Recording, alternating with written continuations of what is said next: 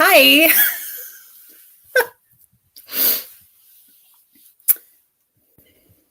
Oh, hold on. Hello. Hi. I was like, yeah, sure. I love it. I'm like, you know what? I need to be surrounded by people today. So I I'm gonna go live. love, And I was like, I was just sitting here reading, so this is perfect. right. I messaged at least one other person too. So we'll see. We'll see. You know, hopefully there's some people in the chat and Yeah, I'm gonna post on my social media that I'm here because, let the people know yeah, right. that we're sprinting. I was like, oh. I just saw this. Oh, it's in like 4 minutes. I've got to get my behind in gear there. Yeah. Hey, Destiny. Hello. Yeah. I've had a week and it's middle grade March and I haven't finished a book yet. It's the 3rd. So I'm like, you know what? Fair. What are you reading for middle grade March? Like what's your first book? I think I saw it on Instagram, but I cannot remember. So I have Nope. Yes. Okay. I saw you post it on Instagram, but I couldn't quite, but now that I see the title, I remember the cover. Yeah, The Many Mysteries of the Finkel Family. So my dust jacket is at school. But yeah, so I'm reading that. I'm reading it with one of my friends, Abigail, and she is a little ahead of me. So I for sure need to catch up with her. But then I want to start Harriet the Spy. Ooh. Destiny right here is also, but I couldn't find this earlier. And I was like, that's a good choice. That's a good choice. Right? Yeah, that's like a classic. It's been a really long time since I've read it. So, and I got it in a book box. I've decided that I'm low-key participating in middle grade March. I'm not going to I'm not only read one middle grade book. But I was like, priority. You have participated. So priority one that I've chosen is Hollowpox because I still haven't read Hollowpox. Oh, so good. And then I think the new book's coming out this year. I think it was supposed to come out last year, and then I think it got pushed to this year. So I'm like, okay, now's the time. Mm-hmm. So that's my plan. So obviously it's not required that you read middle grade, but I'm going to be reading middle grade. I'm not, well, at least not right away because I'm very close to finishing this. So I'm going to finish this first. Okay. Yeah. I saw your reel on Instagram. Yes. So I'm very close. I think I have an hour left. The aesthetic for that was gorgeous. Thank you. I'm like, oh my gosh. Thank you so much. Because I'm always I'm not an Instagram, I'm not a photographer. So I'm always I don't know. I just copy what I see other people do and hope it works. Yeah. It looked so perfect. Thank you. Yeah. Loved it. Hi, Katie. I'm excited to be on. I was like, I've been on sprints a lot this week, but not on my channel. I was like, I need some hours on my channel.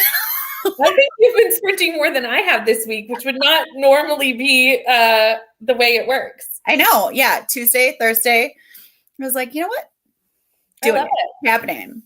Yeah, and I knew Neva was doing her live tonight for her wrap up, but I was just like, I need to do some reading. So yeah, I need to get this vlog. I'm doing a Instagram chooses my TBR vlog.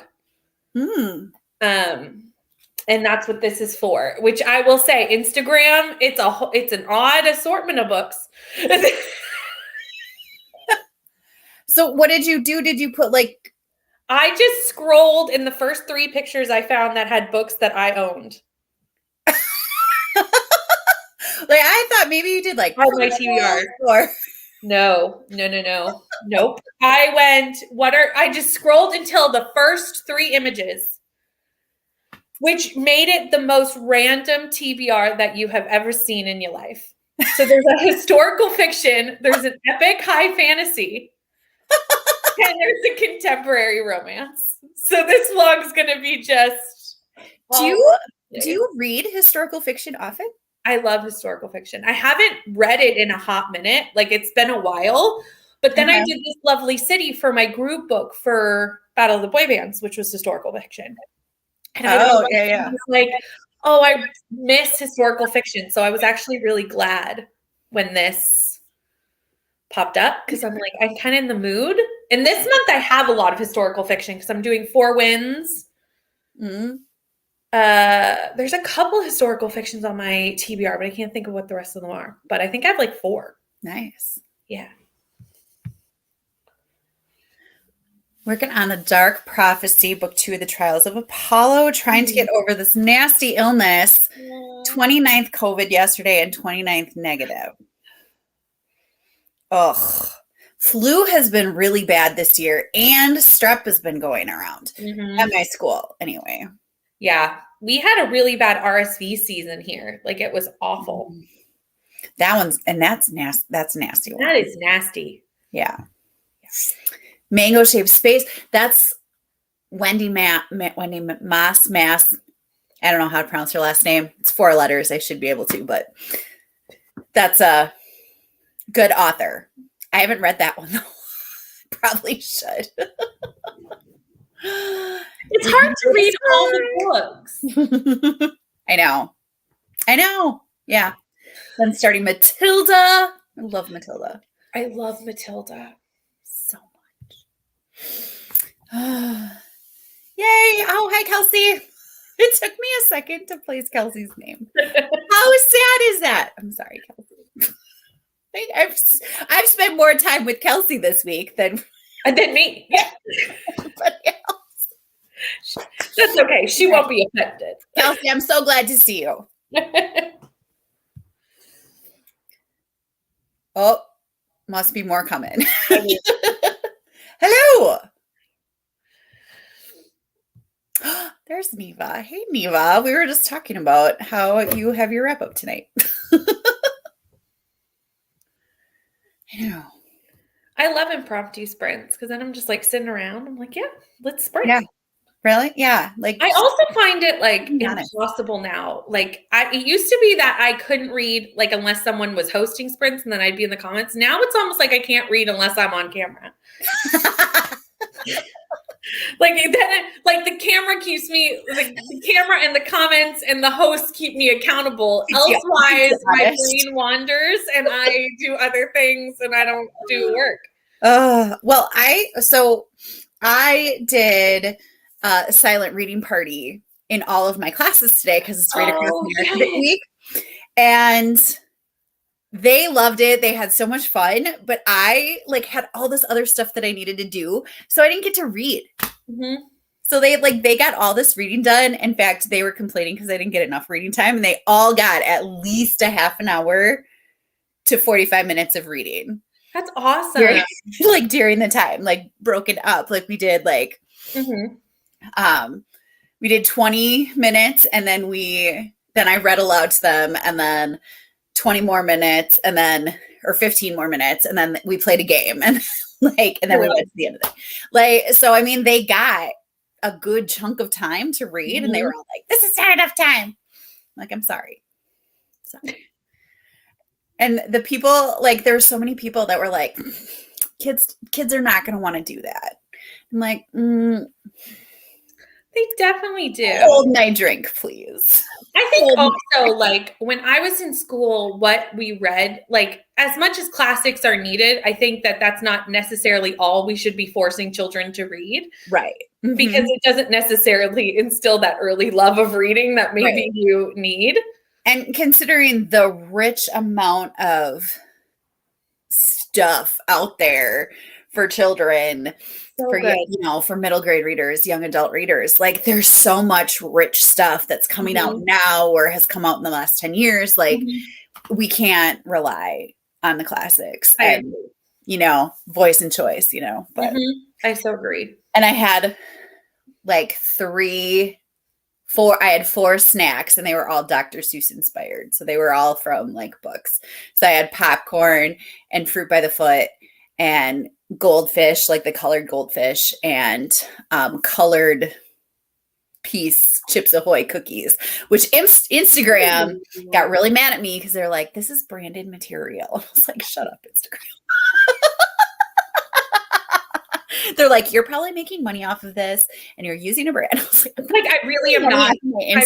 I really am not Instagram. Thanks. Yeah. No one is paying me at all. I'm losing money. I am hemorrhaging money because of my book habit, but thanks for pointing that out, Instagram. Thanks for rubbing it in. Oh, yeah. Anyway. So fun. Yeah. It's hard. Yeah. And complaining that they don't have enough time to read. I know. It was beautiful. It was beautiful. And it was just like, you know, like they built little forts and then they were all like, then I could hear them like giggling about what they were reading. It was a wonderful day. It was a wonderful day. I love that, like, you're seeing, like, instilling the love of reading. And because when you learn to love reading as a child, you keep that. Like, that's when you learn. Yeah. And like, and at some point, like they, you know, I had one student once tell me, like, you know, we're not going to read after we leave your class. And I was like, some of you will, first of all. Second of all, that's fine. At some point, you're going to get to a point and you're going to be like, I remember when I used to love reading in Miss Bowman's class. And you're going to sit down and you're going to read. And that's what's going to happen. So, absolutely. Yeah. Jimmy John's now has a mozzarella pesto caprese sandwich. Ooh. That sounds amazing. That sounds amazing. Okay. Finish. School for Good and Evil, 3 stars. Crenshaw, 3 stars. One Crazy Summer, 5 stars. Wrinkle in Time, 5 stars. So One Crazy Summer has been on my list to read, and Crenshaw has 2. And I'm sad to see you only gave it 3 stars. School for Good and Evil, I go back and forth on that one if I want to read it or not, because I've heard such mixed things. Yeah, I haven't read it. I think I might just watch the Netflix show. Just truth. Right? Yeah. High school teacher Emily is a high school teacher. A lot of what we teach students at the high school level is not developmentally appropriate, which is why so many are turned off to reading. I agree. Yes, Emily, I got that you said hi. A Hugh high school teacher would be way too specific. If only Hughes could go there. The one student named Hugh. Which always reminds me of, did you ever watch the movie North? No. Okay, like it's old, like it's from my childhood, but it's this kid and he like decides that he wants to not be by his parents anymore. And so he like takes off and he's like going north, and his parents like do this video to try to get him to come back. And they say, well, we found this other kid that can have you. His name is Hugh. And his parents are like, we don't want Hugh. He's not our son. But it sounded like they were saying, we don't want you. He's not our son. And so like I just remember the scene very vividly. And Jason Alexander from Seinfeld is love. And, like I just very vividly, anytime I hear Hugh, I think of that. You think of that movie. Grant, but fair. Yeah. Yeah, I don't know. I just, like my middle schoolers, like my whole thing is just to make them love reading and find something that they love. And that's, yeah. I have no idea how many sprints I'll be doing. I just want to read, and it's Saturday tomorrow, so I don't have anywhere to go. I don't have anything to do, and I don't know. Till I get tired. I usually do shorter sprints than you and Neva do. I usually do like 20, 25 minutes. So that's totally fine. Just heads up. Really not feeling physical books, but hate the audio for the Kiss Quotients. I got the ebook from the library. And that one gets cringy. I haven't read it yet. Awkward if you're like listening to it and other people can hear what you're listening to. I feel like that's a lot with contemporary romance where I'm like, I need my headphones. Yeah. Crenshaw is on the sad side. Excellent book, but you need happiness. Okay. Fair. Hi, Kim. Just finished Keeper of the Lost Cities today. Oh, she was introduced to the world. Yeah. I see that, but I love Keeper of the Lost Cities. I've only read the first book. Oh, I need to continue. I love it. It's so chunky. It is chunky. Yeah. And like Krista and I have like been buddy reading them, and we used to like be like reading them in like a week, and we really can still do that, but oh man, it's so good. Scrolling through Prime Video today, and they have made a film of my best friend's exorcism. Not sure if I can watch it because the bit I discussed with Brittany the other day. Yeah, it came out in October, and I haven't watched it yet, but I would assume that part is in it because it's kind of an integral part of the book. Okay. So I would assume. But I haven't seen the movie. I don't know. I'll put it in the private chat. Have you read the book? No. Oh. I don't know if I want to read the book. Okay. Part of me does. And partly only because of the 80s style look it has on the cover. That was the part that I liked about it, where it's like all the 80s references. Like that was the best part of the book. The part that I didn't like, which isn't this part, was that once the exorcism started, it went on for a long time. Like it just went on and on and on and on and on and on. And on and on and on and on. And I went, it just felt like it was dragged out just about 30 pages more than was necessary. Oh. And I just love I love the 80s vibe. I just don't know how I feel about that kind of I don't know. Like, no, I totally understand. Yeah. I just don't know. I sent you the link. So when it looked like I was just staring off into space. So I was well, that's like at the beginning of these sprints when I'm like trying to share that I'm live. I'm like, I am paying attention, but I'm really trying to share the link to all my places so the people can come. Yeah. Destiny is on the third Keeper. Mm-hmm. Third is like one of my favorites. Yeah. Third, fourth, and sixth are my favorites of the Keeper of the Lost Cities. Keeper of the Lost Keys. I don't know what that is. First book physically for the library is 6 weeks. I never picked it up. What is that? I don't know. I'm trying to figure if did you mean Lost Cities? Is she meaning Lost Cities? I can't see it being Lost Cities because it doesn't. No, because those letters are nowhere near each other on the keyboard, so it must be Lost. Unless she was looking for her keys, as she said. I don't know. It probably. Oh, yeah, that part. I think it's probably in the movie. I can't see how they would have taken it out. Well, love the 80s references. See, that's why I would want to write. That's why I would want to read it. Okay, I just knocked over my soda, but I didn't open it yet. Well, that's good. Don't open it for a minute. Yeah, we're just gonna let it sit there for a bit. Let it rest. Read the first book I loved. Watch the Wall, My Darling by Jane Aiken Hodge. Oh, sweet little gothic mystery. Changed my life. I read all the time and grades improved.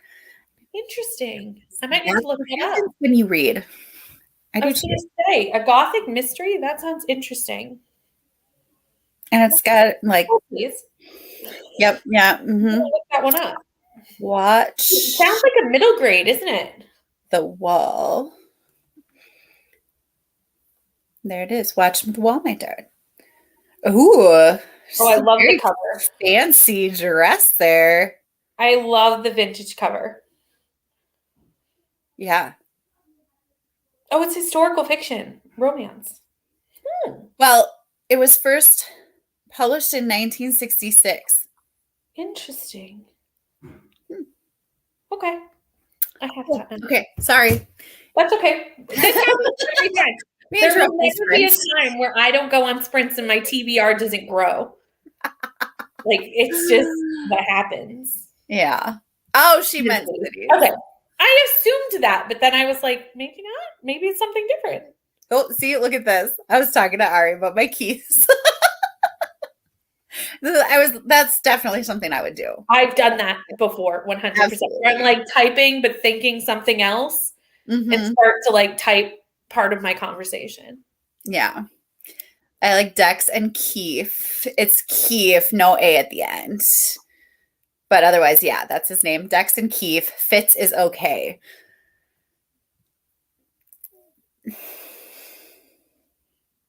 What is this for? Keeper of the Lost Cities. Oh, yeah. It's been a long time since I've read the first book, and I only read the first book. Yeah. I was like, who are these people? Yeah. Yes. And I'm also horrible. Like, I don't know if anyone else is like this, but like 10 minutes after I finish reading a book, the character names, like I could tell you the whole plot, but the character names are gone. Like I did my wrap up the other day and I realized I write like a little note card with just like a couple of plot points to like remember to talk about. And it had been a library book that I had to return. And I was like, it follows. I didn't. Now I'm like, the amount of time I spend on Goodreads. Write the character name down in your notes because I will not remember 2 weeks later when I go to wrap up a book. Yup. I just won't. Dex is one of my favorite characters in Keeper of the Lost Cities. That's your best friend, right? Yes. Yeah. And see, I know like, the relationships. It's the and like adopted cousin. Yeah. Because, yeah. But he has a crush on her. Yeah. Yeah. See, I know the like relationships. It's the character names that I'm like, oh, gone. Oh, Katie is 67. So when you were young, yeah, that makes sense. It came out in 66, so it would have been like new when you read it, and that makes sense. First one is quick read. If I had a middle schooler reading it, I would want to talk about some things because of the beginning of Keeper of the Lost Cities. Yeah, I think it's kind of like, especially as because I think don't they age up as you go through the book too? Yeah. I don't think it's for like young middle grade. No, they're like 16 ish. Yeah. In the latest one, they're like the oldest of the group of the friend group are like 16. Yeah. But yeah, I mean, it's definitely not one that you would want to start. I would read it to like Ari. No. No matter how much Ari wants to read. Read Amari. Witsec is my favorite series, and I never remember the main female's character. This is the one I was trying to wrap up, and I couldn't remember the name. This is the series. I could tell you all four of the brothers' names, but if you were trying to ask me, it was Shiloh because I had to look it up, and now it's permanently. Right, now it's gone. Yeah. Because I thought it was so funny. But I was like, I 5-starred almost every book in this series. It was going on. Like in my wrap up, I was like, this is great. I'm going on. I'm gushing. And then I go, it follows. Someone. Follows a person. I loved this book. Like, how can I not remember? Yeah. I couldn't. So Witsec is it's like a steamy series, isn't it? It's a reverse harem thriller book. Dark romance. Yeah. It's a series. Is it like Witsec? Like witness? Yeah. So Shiloh is in witness protection at the beginning of the books. After witnessing a horrific crime, obviously. It moves next door to the 4 Stone brothers. And things happen from there. All right. That is. There you go. Wild Oak. I know. I was just about to go. What is this one? This is a dangerous game. It's a dangerous game. Oh, somebody was talking about this on the lot. Look at this cover.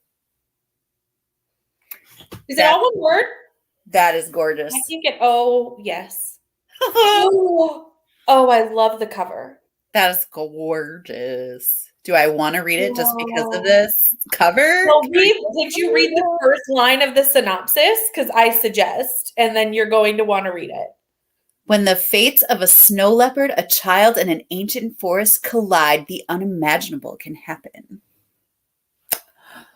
Okay. Want to read? Want to read. Yeah. Yeah.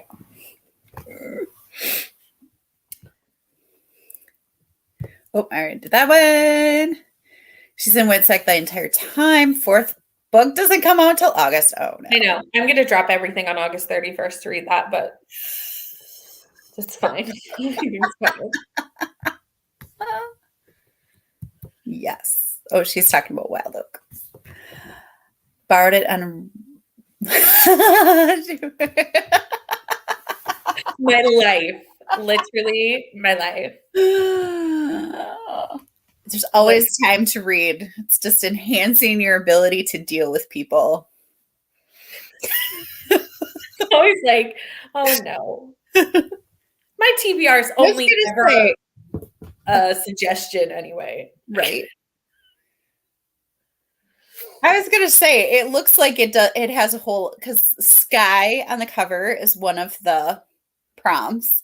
It's got the sky, and she has this, so like neurodivergent character rep would be in this. An award winner that's not the Newbery, probably, would be my guess, and published within the last year. So that would be my guess for the 4. And right now, I can't think of what the other one is. Yeah, that cover's gorgeous. That cover is really beautiful.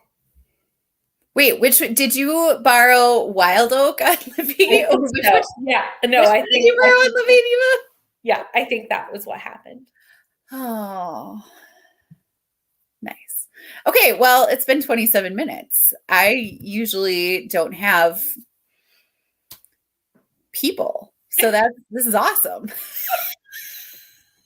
Like, I usually don't have this many options. We have so many friends. Oh, can I? Okay. All right. So let's start with a 20-minute sprint. Perfect.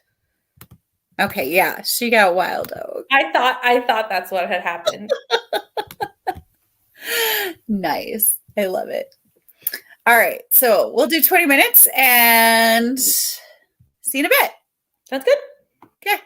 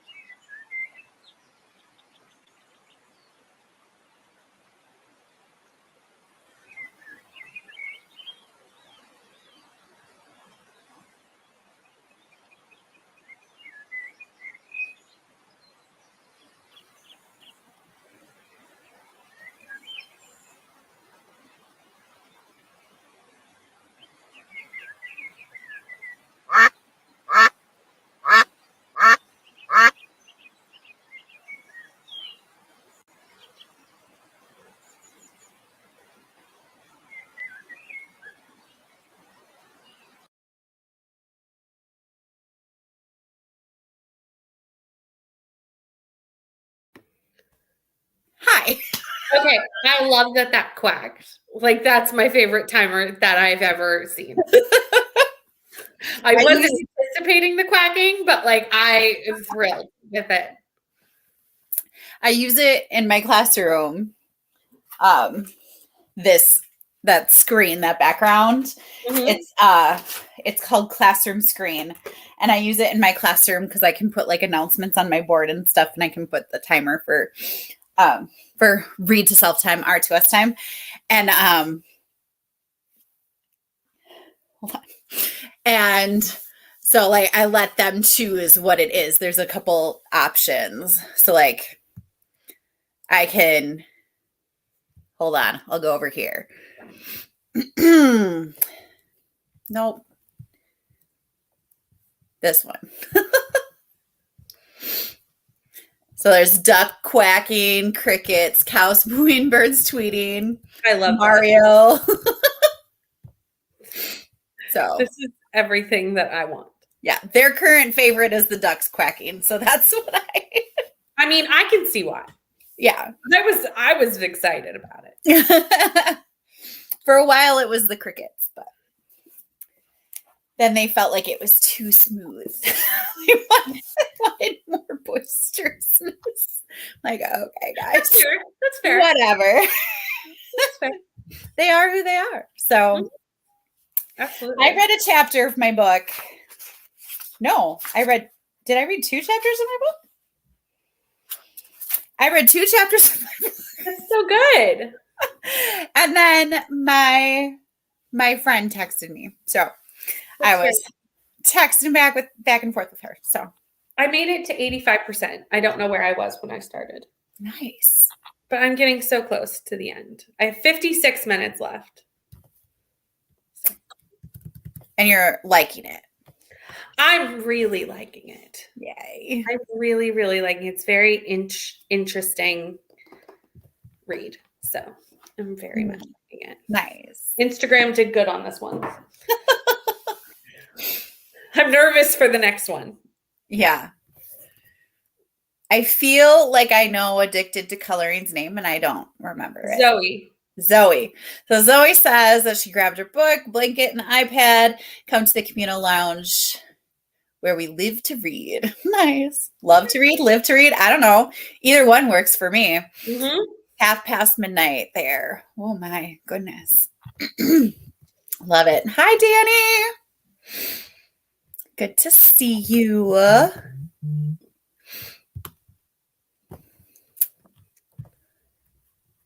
Hello. Also, no, I know your name and can't think of it right now. I can't help with this one. Like I know her in real life. Like Oh, that's even worse. We've met once, okay, but it was like a bookish get together. Oh, and I love that. Yeah. That's the one thing that I wish. That's what I have in my head. Please tell me if I'm wrong. Like, I want to meet more booktube people in my area so that I can do things like that. Kelsey does that in Ontario and has like this bookish meetup of Instagram people. And I'm like, how do you meet these people? Yeah. Like, I want that. Love it. Reading a Rover story. I love a Rover story. Have you ever had like just a situation where you are feeling a certain way and then you read in the book and it's totally fiction, but it just absolutely speaks to you? And oh man. Absolutely. I love when that happens. I tell you, I was feeling like a failure yesterday. I had to take a picture of it. Like I felt like a failure all day yesterday at school. And then I sit down to do read aloud. And the name of the chapter was Failure. I was like, oh, great.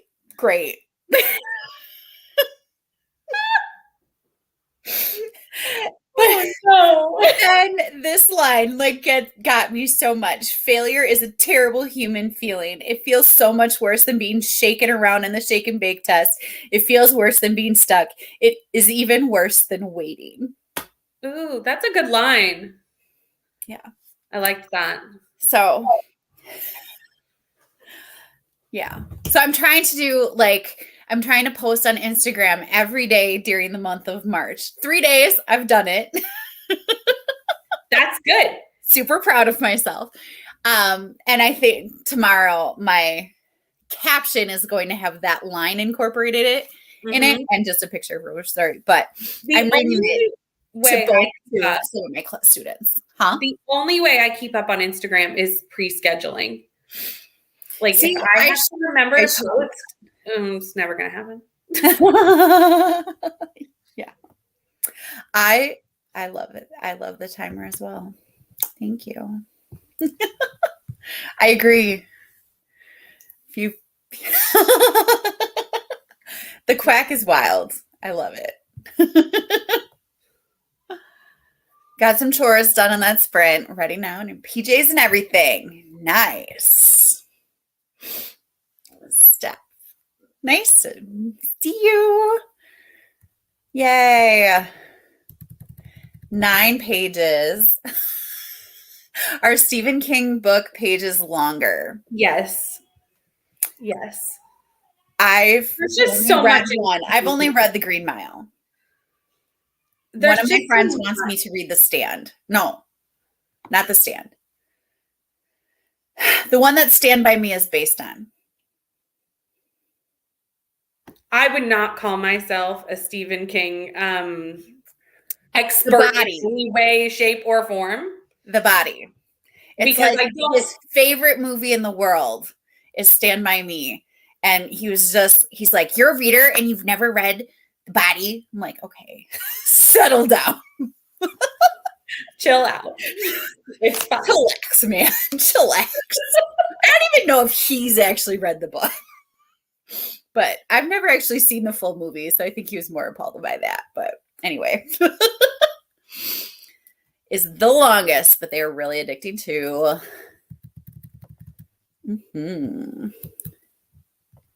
Fairy Tale. Destiny just bought it. Love it. Love the chats. See, Renita, I knew that. You know, I could picture. Renita, I swear, I could picture you in my head dome thing, and I have a picture of her and I on my phone, and I can't. And she always says the nicest things on all my videos. Like, come on, Amy. Gosh. Anyway, sorry. Donna is also reading A Rover Story. A Rover Story is the group read for middle grade March. Oh, that makes sense why everyone's doing that. I was very excited because I'm reading it to 2 of my classes right now. And I've read it before. So I've read it before and I'm reading it to 2 of my classes and I'll finish. That's perfect timing. Well, so I was like, yes. Yes. 2 emails to answer. Read next time. Yeah, absolutely. Bad Grant. Oh, where we live. Oh, the lounge where we live to read. You know what? I'm totally I was fine the other way too. I live to read. Or love to read. It's good in all the ways. You know what? Any way you look at it, it's perfect. Totally. Just perfect, Zoe. Yeah. So I feel like there's a story behind this comment. A group of BookTube besties, they call themselves BookTube besties as well. It's Krista Books and Jams, Lindsay's Little Library, Sarah's Nightstand, and Amanda the Curly Reader. They're like super tight best friends. They met for a retreat amongst themselves in Wisconsin this year, and they invited anybody around Wisconsin to like join up with them in Madison. So we all there was a big old group of us and we walked around Madison and so fun. With me.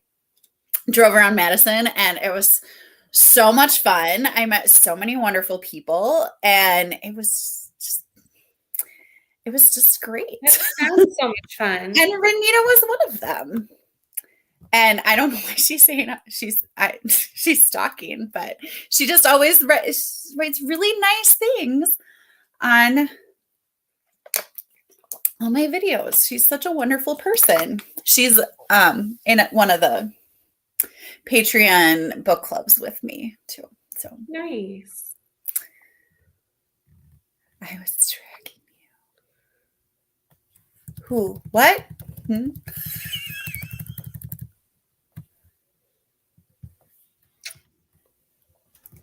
Hi, Jean. Hi, Jean. How are you? Massive snowstorm. Already getting out the plows. No. I had that yesterday. I hope you stay safe, Jean. Did not read, watched YouTube. Then mine and the kids' food came. Nice. Oh, see? I wish I was better with names.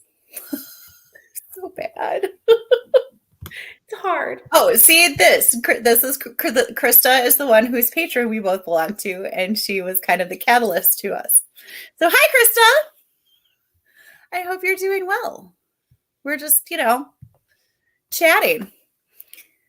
Stephen King pages are definitely longer. Jean needs to start your book club book. Oh, you mentioned that yesterday.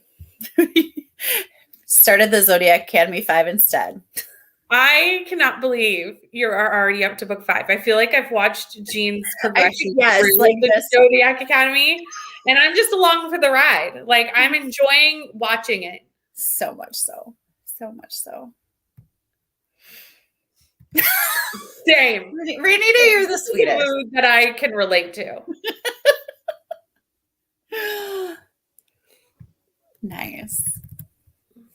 Hi, Krista. Krista. Yes. Krista, Emily finished Bookkeeper of the Lost Cities today. Scroll up and you'll see her comment. She liked it at the end. It's a large middle grade though. So like there's a lot that happens. There is. Because it's like almost 600 pages. Mm-hmm. Yeah. Yeah. Yay. Troublemaker by John Cho.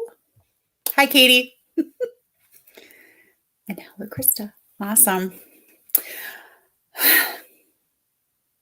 For the end of the comments, you want to read again? That was a big sigh. You're like,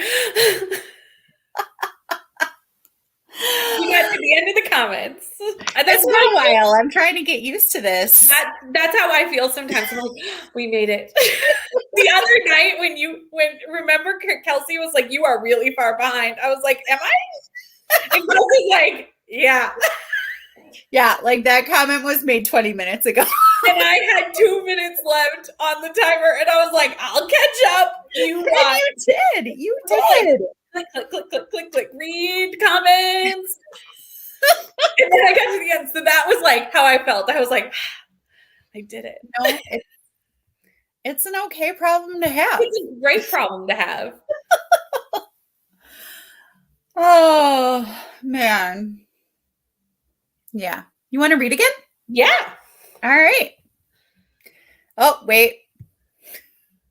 Make sure Emily sees this. Oh, Kim. Oh, no. How are you feeling though, Kim?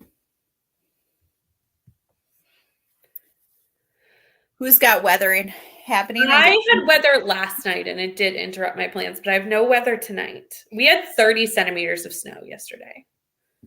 Like overnight. It was so much snow. Oh my gosh. So it's spring break. Like today started spring break. Oh, so you're off for a week? So I'm off all next week. Nice. Which is weird because we've never had, like, since I've been at this school, this is my 8th year, we've never had a full week spring break before. Mm-hmm. So, like, we have a full week spring break and, like, I don't know, it's crazy. It just feels like it's winter again. So, yeah. Yes, I do too. Here she is. Better, hopefully home tomorrow. I hope so too.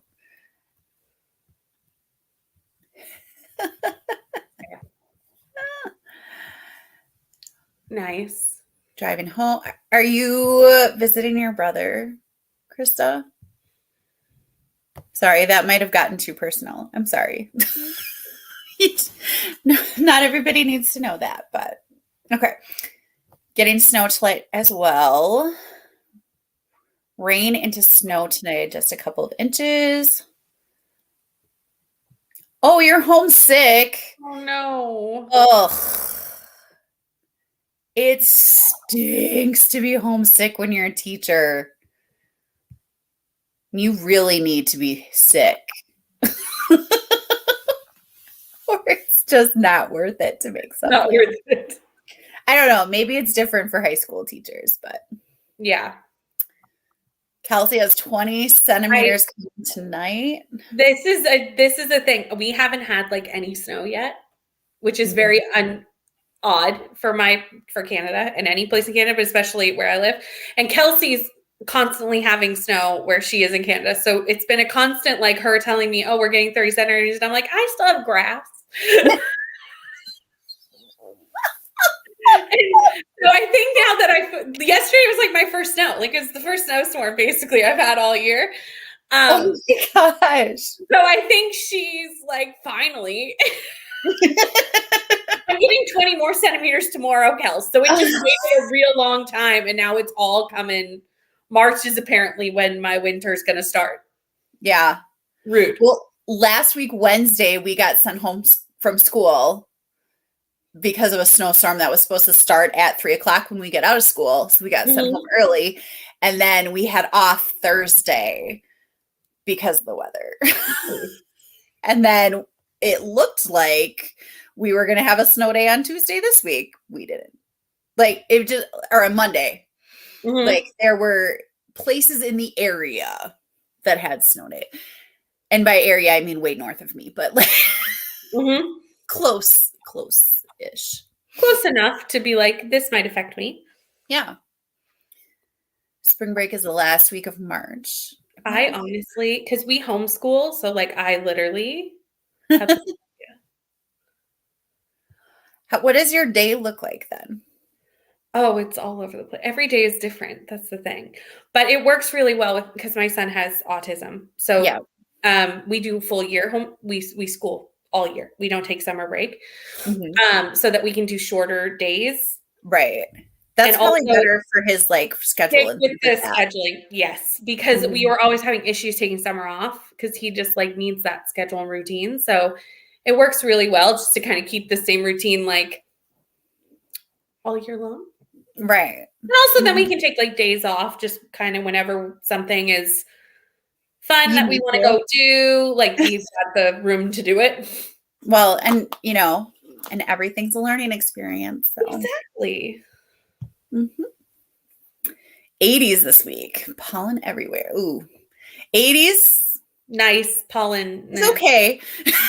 Pollen everywhere? Not so much. Sorry about that.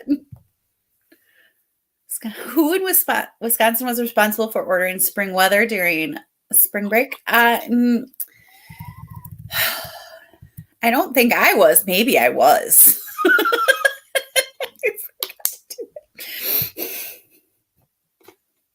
Raining.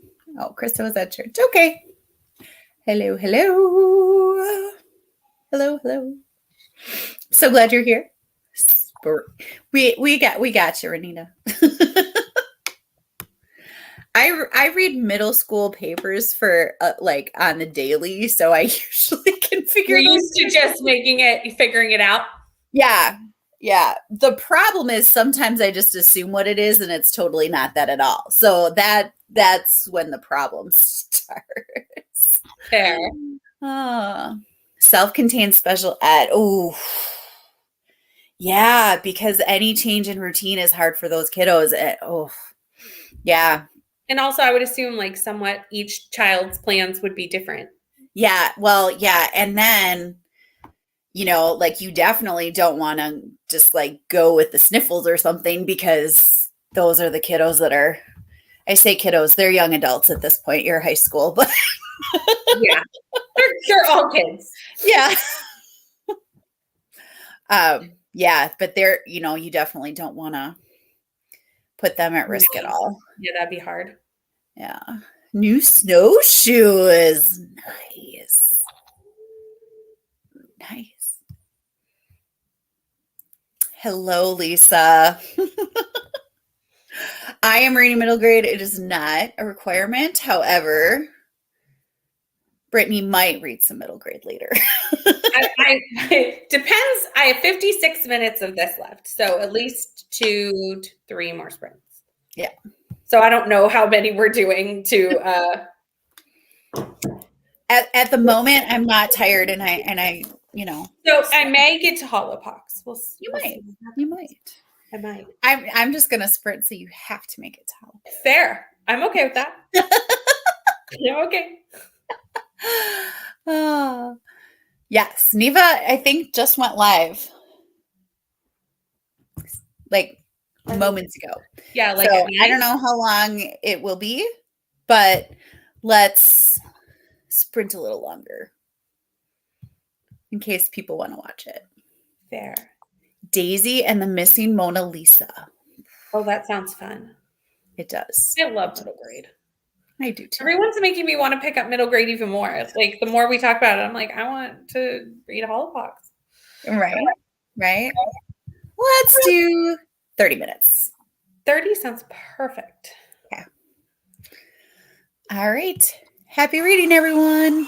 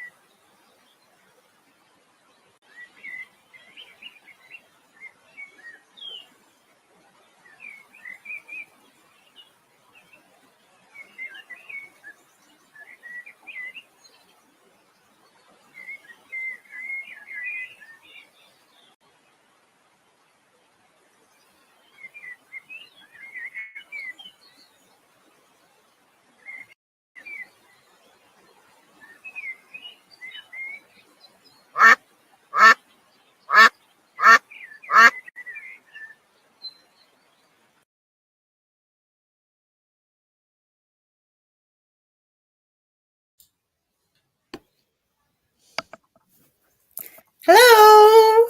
Hello. Brittany, Danielle, Brittany. Hi. Hey, good to meet you. It's so nice to meet you. I was gonna say I'm subscribed, but it's nice to like actually talk to you in person. Yes.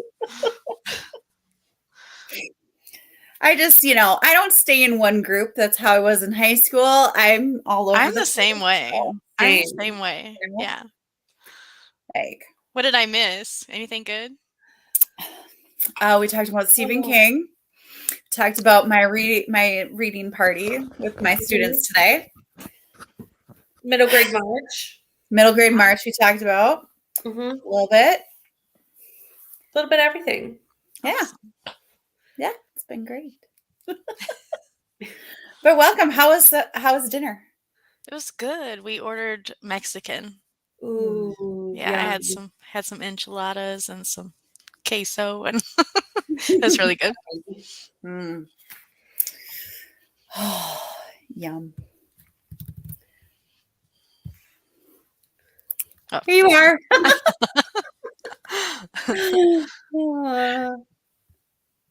But that wasn't there was another one. There we go.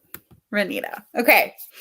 And find a picture book about getting sniffles and read it with the special ed kids before you get the sniffles. Yeah. I do that with my regular ed kids, like not that specifically, but like I read picture books to them all the time about like that's what we do. We read picture books, we read chapter books, we read all kinds of books. That's how we roll. Miss Bowman's class. Yeah. And it's so helpful. Like it's just books just help you relate so much better to the world and what's going on around you. I love that. Thanks. I got like dinged because I played music in the last time, and I was like, well, usually they don't care about the nature sounds. I'm like, I'm just I heard that so many people got even like who pay for music got copyright infringements, and they all had to like be like, I pay for this. Like, yeah, it's not like YouTube went on a copyright. Right. Well, and it said like the music that I was using was like free to use, right. Like even in my videos, and it was like okay, just have to be boring. My students are pretty high and understand about illness, but it's just in a quota classroom and need things significantly modified. Yeah, and any change in routine is difficult. I have the hiccups. And off of YouTube for the evening to watch Daisy Jones on Amazon. Kelsey, let me know what you think of it when you're done, if you're still here to hear me say that. Yeah. That was only 4 minutes ago. So maybe. May potentially have heard that. Okay. I hope your cat's okay. Scary ducks. I want to read that one. Rover. Oh, it's so good. Oh my gosh. It's a group read for middle grade March, Danielle. Oh, I didn't know that. Yeah. Okay.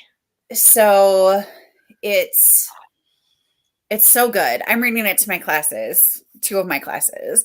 I'm reading it with them, but like you should read it this month, and then you can watch the live show that I think my library has it. I'll have to go check it out. I know. I was just like, this is now the 3rd time this has popped up, or 4th time, and I'm like, I need to get this. It's like 7 or 8, Brittany. Let's be real. Yeah, it's probably been more than that. I need to put this on hold, don't I?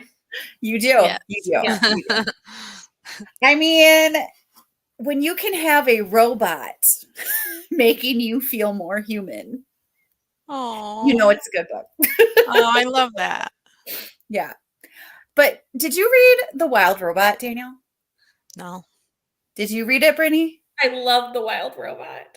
Okay. So you'll love it. You'll love Rover. Resilience is such a great character, and Fly is such a great character. Okay.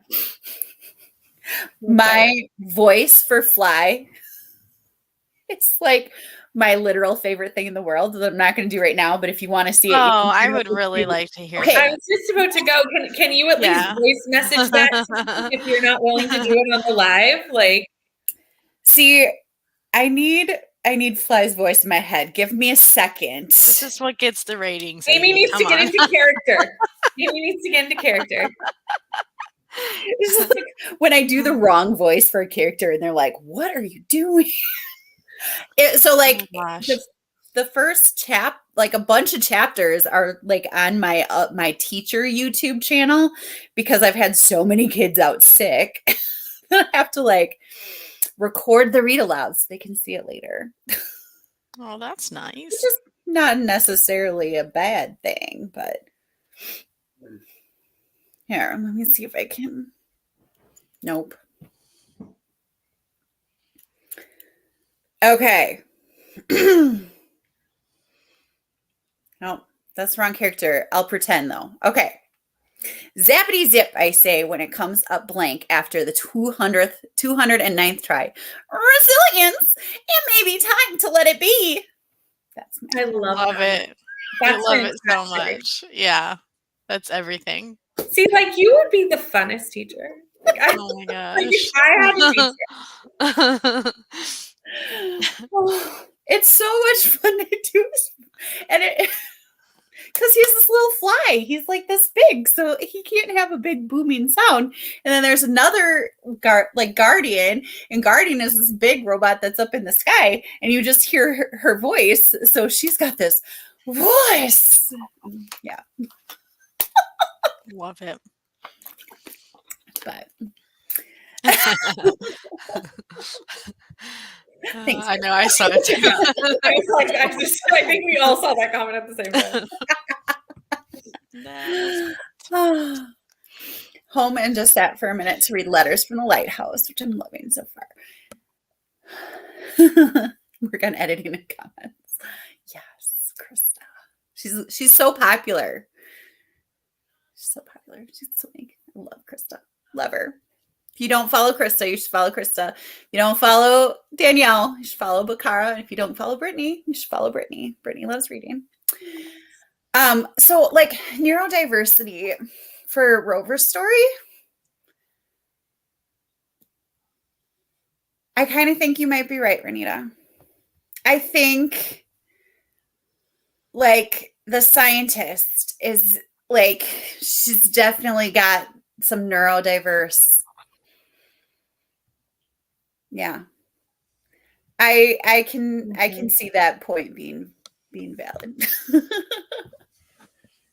Yes, books are really great with effective communication. So true. 102 of 221 pages. Very nice. Hey, Jean. Part of chapter 1 read of Club Dumas. Film noir. Ooh. Nice. Snowing with thunder. That's got to be snow. Film noir. That's not fun. Oh, but it's not fun. But reading a film noir book is what I was saying. I'm sorry. Oh yeah, that was great. I'm sorry. You meant the book and I meant the snow and thunder and lightning. I'm just like, yeah, that'd be great ambiance for. Not if you need to go anywhere, Bowman. Jeez. Literally a scaredy cat. Oh, cats are so fun. To learn stuff. Recommended to my friend who insists he only reads nonfiction because he wants to learn stuff. And he's reading The Falcon Thief, which I gave him. Nice. See, that idea that you can only learn stuff from nonfiction is just... No. True. That's a big theme in the reading list, right, Danielle? Like, didn't you think that? Yeah, I could. Yes. Because she like goes to this thing and she's like, I'm just been going off in this my own world. And then like Mookish was when he was talking and he was just like, I just saw myself. And you're like, oh. His voice on the audio. Yeah, it was on Scribd that whoever narrated that, there was a different female voice and a different male voice. And like, it was just so good. And then even when I wasn't listening to the audiobook, and I was just reading the physical book, I could still hear that voice, like, yeah, as it was reading to me. Yeah. Brittany, have you read the reading list? I haven't, but I really want to. It's on my list to like get to sooner. Although, like, I have a list that to get to sooner rather than later. That is like there's like 400 books on that. Yeah.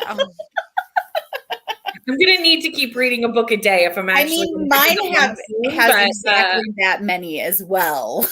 Yeah. I'm not just calling you out, but no, I know it's a constant problem. Yeah. Thanks. It is very fun. Yeah. Oh, thank you. I so agree. Yeah. I mean, I'm reading it to 8th graders, and I halfway through the book, I was like, do you guys want to keep reading this book? Do you want me to read a different one? Like, because it's below their level, but I'm like, there's a lot of great discussions you can have about NASA and like human emotions and how human beings work and all those kinds of like rich kind of discussions. And so that's why I was reading it. But I was like, but if they're not into it, I'm going to stop, and they're like, no, you need to keep going. So, I mean, so they don't hate it, but yeah, these kids have had a lot of great teachers read books to them, because those are the things that they talk about when they're in 8th grade. They talk about the books that their teachers have read to them. Love it. I love it. Yeah. Rez is the rover. Resilience is his full name. He goes by Rez. Struggles to connect with humans. And physically and mentally challenged kids might be struggling. Yeah. I can see that. Popped on to do a live on my scrapbooking channel. Thought, oh, hi, Kelly. I also met Kelly at the same place I met Renita. So fun. I wish there's stuff like that happened here in Canada. Like maybe I need to plan the things. Yeah, do it. I know. I'm going to go see Kelsey soon. I've planned a small trip to go visit Kelsey, which is just a small plane ride. Just 2-hour flight. Oh, that's not bad. No, it's not too bad. If you can get a deal. Yeah. Yeah. I was like, once the snow stops. Right. Yeah. Weather and book. Reminded of the Maltese Falcon. Nice. See? Reading list. Left. Just put the reading list at the top. Okay, I will.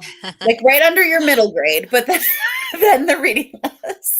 My TBR is just getting further and further down this list. Who cares? That's fine.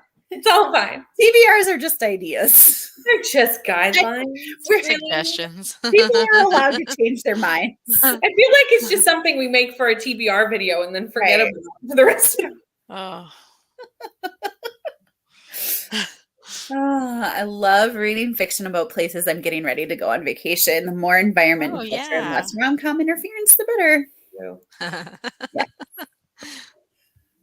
Absolutely. Like it, but I'm not planning on going there anytime soon, but like Mumbai and like Africa, like I've just been reading things middle grade that takes place in Africa, just because middle grade feels more accessible to me. To read about other cultures. But yeah, I think it's so interesting to learn about other cultures through fiction books as well. Yeah, TBRs are just an idea. Sure. I mean, what other way is there to talk about your excitement for books? I mean, that's great. It's great. Can't make reading a job. It's just supposed to be fun. This is a hobby. This is a hobby. Reading's supposed to be fun. I'm still having fun. Are you liking Dead Voices? Yes, I love it so much. I love it so much. She has not written anything that I haven't loved, so yeah, you loved I couldn't go wrong. Yeah, I need to. Well, I've only read Small Spaces, the first one in that series, so I want to keep going. I have the first 3. I don't know. One of my students read the series, and I don't have empty smiles. And she was like, Miss Bowman, I need empty smiles. And I was like, is that the third one? it's the fourth. Oh, so it's like Dead Voices, Dark Water. Okay, that sounds right. Is Dark Water the third, and then Empty Smiles is the last one. It's like the end, the conclusion. I was just about to ask, is that like the end? Yes. Okay. Yeah, like it's the full end. But so I like was pointing at my mouth and I was like trying to empty smile, and she was like, knock it off. She's like, you're supposed to be more serious about books. Yeah, this one's creepy. Like it's taking place in a ski lodge that like used to be like some kind of orphanage type place. Ooh. And yeah. And they're snowed in. Oh. Yeah, it's good stuff. I think I might like that. I was going to say the atmosphere sounds really good. Yeah. Mm-hmm. Especially now with the kind of wintry weather. Yeah, true. Good time to read it. Mm-hmm. Yeah. Katie's reading Dark Waters. Yes. TBRs do help diversify. Like when you like can be you can be more intentional about what you put on your TBR. Can help with that. Oh. Whoops, I missed this one. Sorry.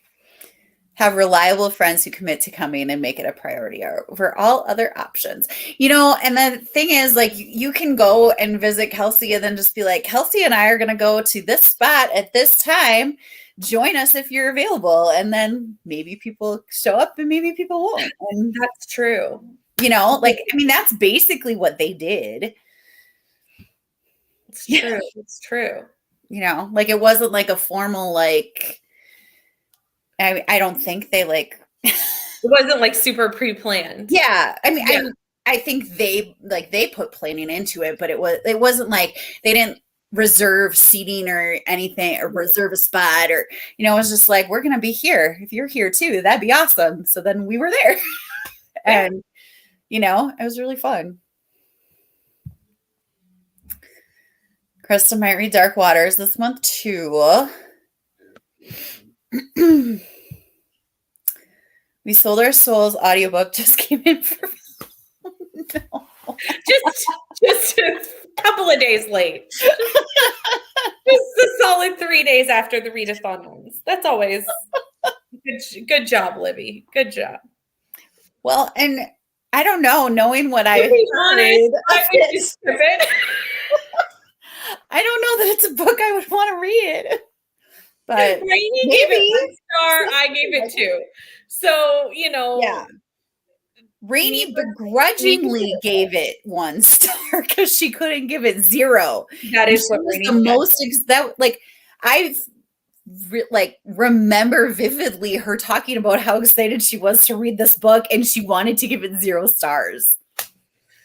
Like my vlog of that comes out tomorrow, and I was like, I called Rainey and was like, can you help me explain what this is to the people for the vlog? And she was like, no. And I was like, great. That's great. Neither of us know what happened in this book. That's fantastic. Oh my gosh. It's so confusing. The plot is so disjointed and doesn't make any sense. And I was like, I don't understand. I don't understand. And it could just be like, I don't do horror very often, so maybe I just didn't understand. But Rainey does read a lot of horror and did not understand reads a lot of horror. I know. So that made me feel more valid in my choices. Yeah. I was like, I don't get it. So the Rainey we're talking about is Rainey Blue Reads. I don't know if you know her or follow her, don't follow her. You should follow her because she reads a lot of horror. So if you like horror, she reads a lot of horror. You should find Rainey Blue Reads. Okay. I never knew anybody named Rainey, and now Rainy Blue and Rainy Day. Like 2 people I follow on YouTube. Great name though. I love it. I do love it. Probably not, because it's a little ways from Ontario or from Ottawa.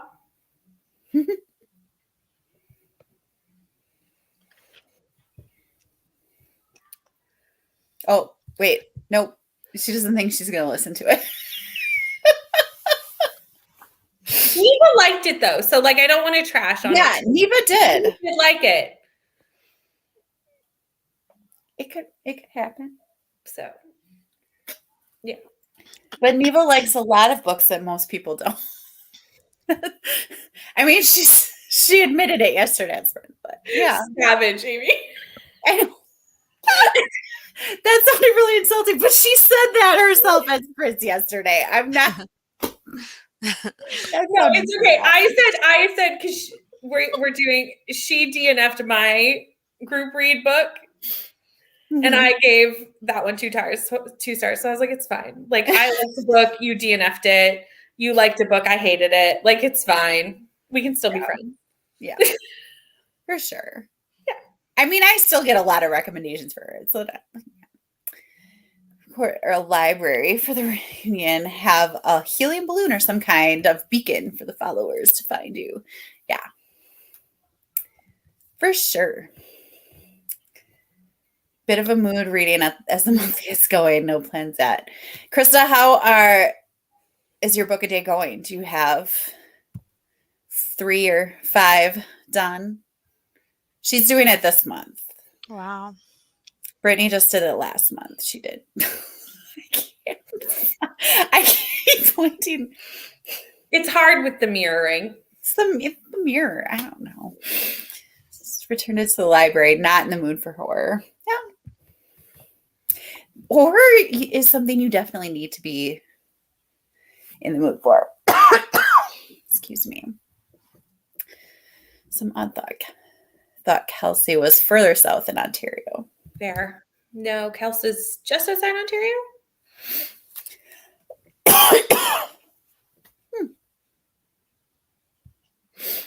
If I can finish Letters from the Lighthouse tonight, I will have 3. Well, awesome. Let's do a reading sprint so Krista can work toward that. Sounds good. It's probably a point that we should be doing a sprint anyway. Are we good with 30? Should we do 30 again? 30 is good. Okay. Let's do it.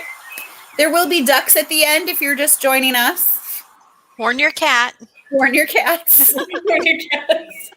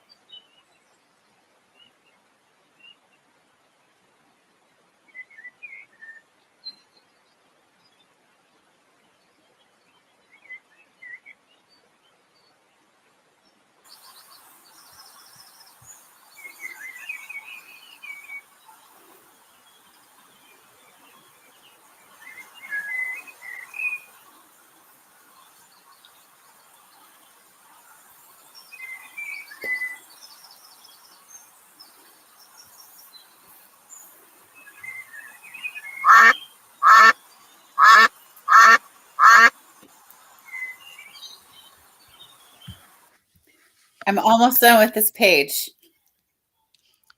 Okay.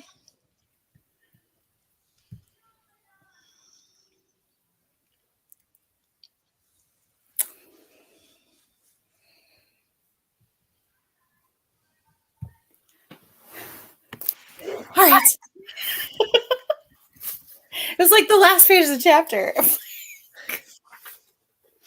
I totally get it. I definitely understand. So how'd you do? I finished my book. Yay! Yay! So excited. That's awesome. So you got your wish. Now I can read middle grade.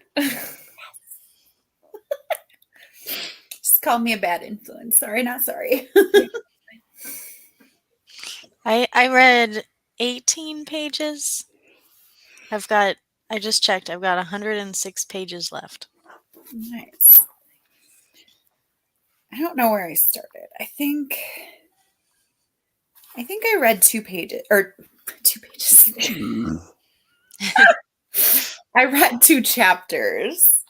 Yeah. I'm on page 202 of 280. Oh, so close. What are you guys reading? I think I missed that part. Yeah. I was reading this. Looking for Jane. Okay. Looking for Jane. But now that I'm finished, I'm going to start Holopox. Oh my gosh. That's where I am too. And I've been like saying I would start that book for like forever. I've had that book in my possession for over a year and I still Well, I started was it. going to read it last year, but then the 4th book got pushed off. So then I was like, okay, I'm not in as much of a rush to read it. But I'm pretty sure it's coming out this year. Pretty sure. Okay. So I'm like, okay, I need to get caught up. But I'm reading grade. The Many Mysteries of the Finkel Family, about 2 sisters who are both on the spectrum, and one is nonverbal. And it's the beginning of the school year, and it's fun. I like it. So like I'm also trying to start Harriet the Spy, and the more that I read this one, the more I'm like, I feel like this one was inspired by Harriet the Spy. Oh, could be. So I don't know if I can start it, but I might, because now I'm at the point that I usually check in with my friend that I'm buddy reading with, and so I can check in with her. But yeah, so I don't know. I might keep going, or I might read Harriet the Spy. Because I'm kind of close to the end. I don't know. I'm also not even tired. So it's only 8:30 by me. But so I don't know. I could go for a little while yet. I don't know about you guys, but I'm okay for a little while. We have a big time zone difference, though. Yes, we do. What time is it where you are, Brittany? 10:30. Okay. What about you? I'm same as Amy. Oh, you're the same as Amy. Yeah. Yeah. Weird this way. Yeah, right. I can go for a little while longer. I didn't mention this to you before, but like I have been not feeling very well, like with allergies, like seasonal allergies. You sound stuffed. Yeah. Mm-hmm. I have been pretty miserable. No.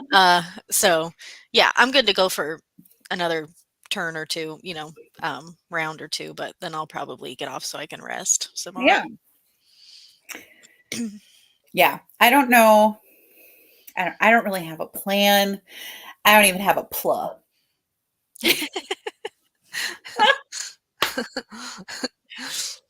Sorry.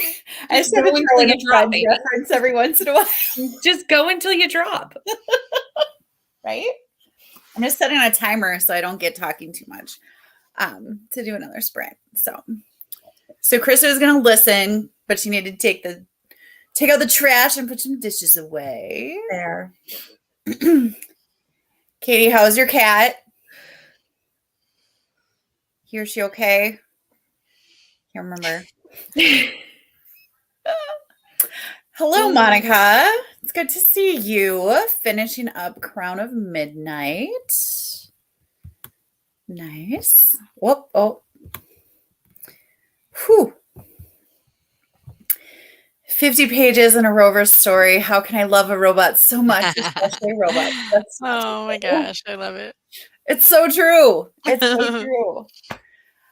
Like Christina Soontervant said, like her blurb on it said something like, resilience taught me what it's really like to be a human being, or something, you know, to that effect, where it was like, oh, yeah. The whole time, like, I should not feel this feeling. I shouldn't feel this emotion. And I'm like, I feel the FOMO on this book so badly. I know. I do too.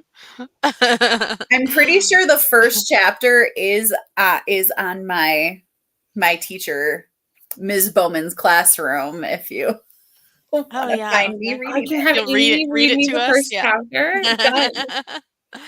That'd be awesome. Fly isn't in there, so you won't see that voice. But Jean's still on chapter 1, getting used to his style. That must be the book club book. I think so. Ooh.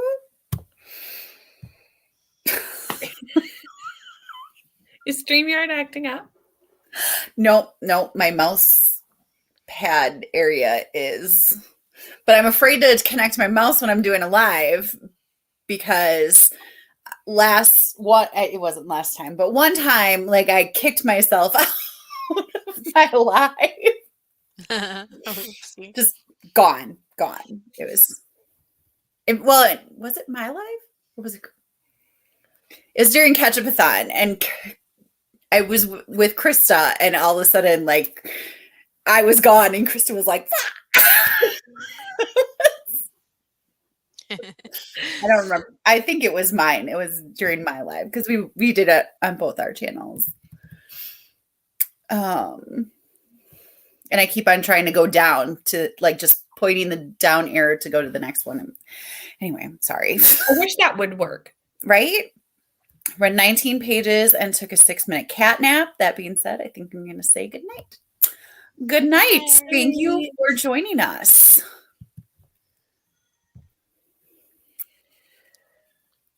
Yes. Rez breaks down, defines, and analyzes emotions. It makes him very vulnerable.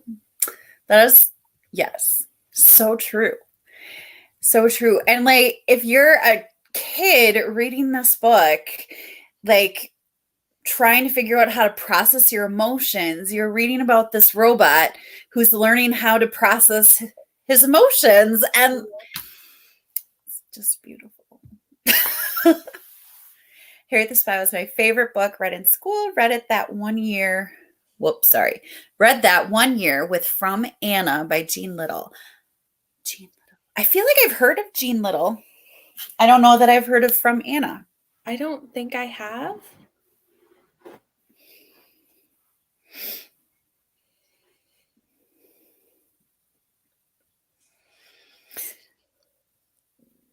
Oh.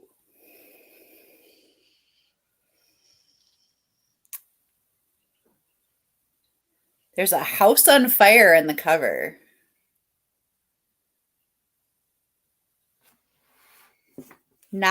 Moving from Nazi Germany to Canada in the 1930s. Whoop, whoop.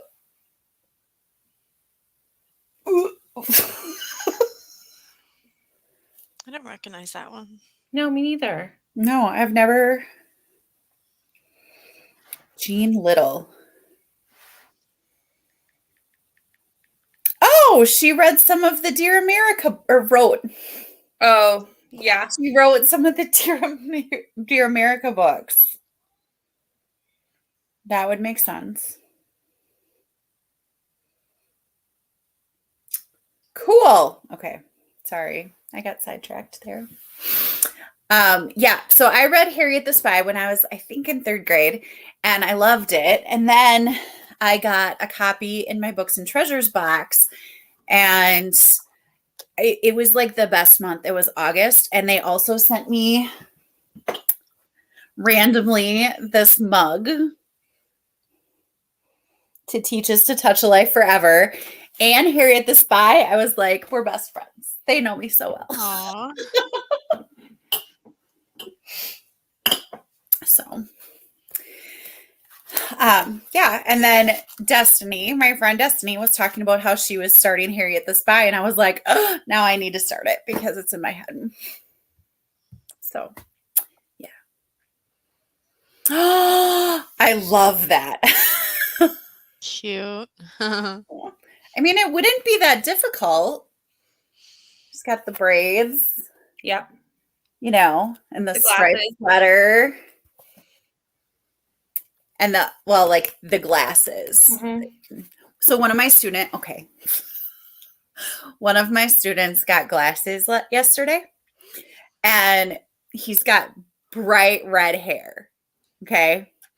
Comes into school with glasses on, and somebody goes, Miss Bowman, doesn't he look like Sherman from Peabody and Sherman? And he like runs at me with his phone, and he's got a picture of himself with his glasses and a picture of Sherman from Peabody and Mr. Peabody and Sherman in it. And oh my God, it was the most adorable thing ever. I love that. So all day he was Sherman. Everybody just called him Sherman. He was so great. Loved it. Anyway, a little bit of a tangent. Sorry. Okay. Whew, I'm really behind. Not really. Not as behind as you were. Not as behind as I was. That was so bad. You had more people watching you. I was like, oh no. Hello. Chrissy. I'm so glad to see you. Hobbs not as jumpy this time. Oh, that's a Is Hobbs named after name. Calvin and Hobbes? Yeah. I like that.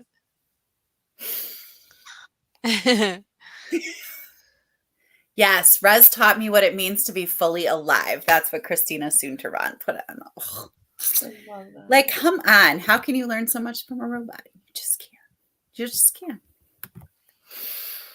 After reading Harriet the Spy in high school, I started writing in my own journal. The journals helped me get through high school. Mm-hmm. Reading 2 books this month with characters on the autism spectrum. I know the man who was diagnosed as case 1 of autism, like the very first autism case of autism. Am I reading that right? I would assume it was man.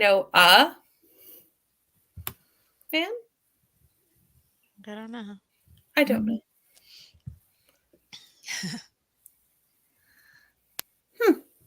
Oh, so maybe the first? Maybe the first.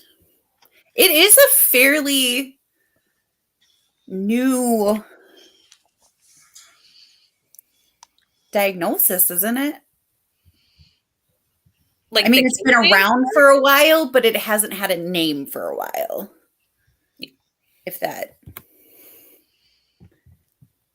makes sense or at all. I don't know. We're still going, Neva. Took out the trash, put dishes away, finished editing, uploading your video, and have just an hour and 15 minutes left in your book. That was such a productive sprint. That was very productive. That's so many things. Mm-hmm. I'm reading a library copy of the book, but I think I'm going to buy a copy for my 2. Oh, yes, Kelly. Yes. Oh, that's a really good idea. Mm-hmm. Yeah. It's so good.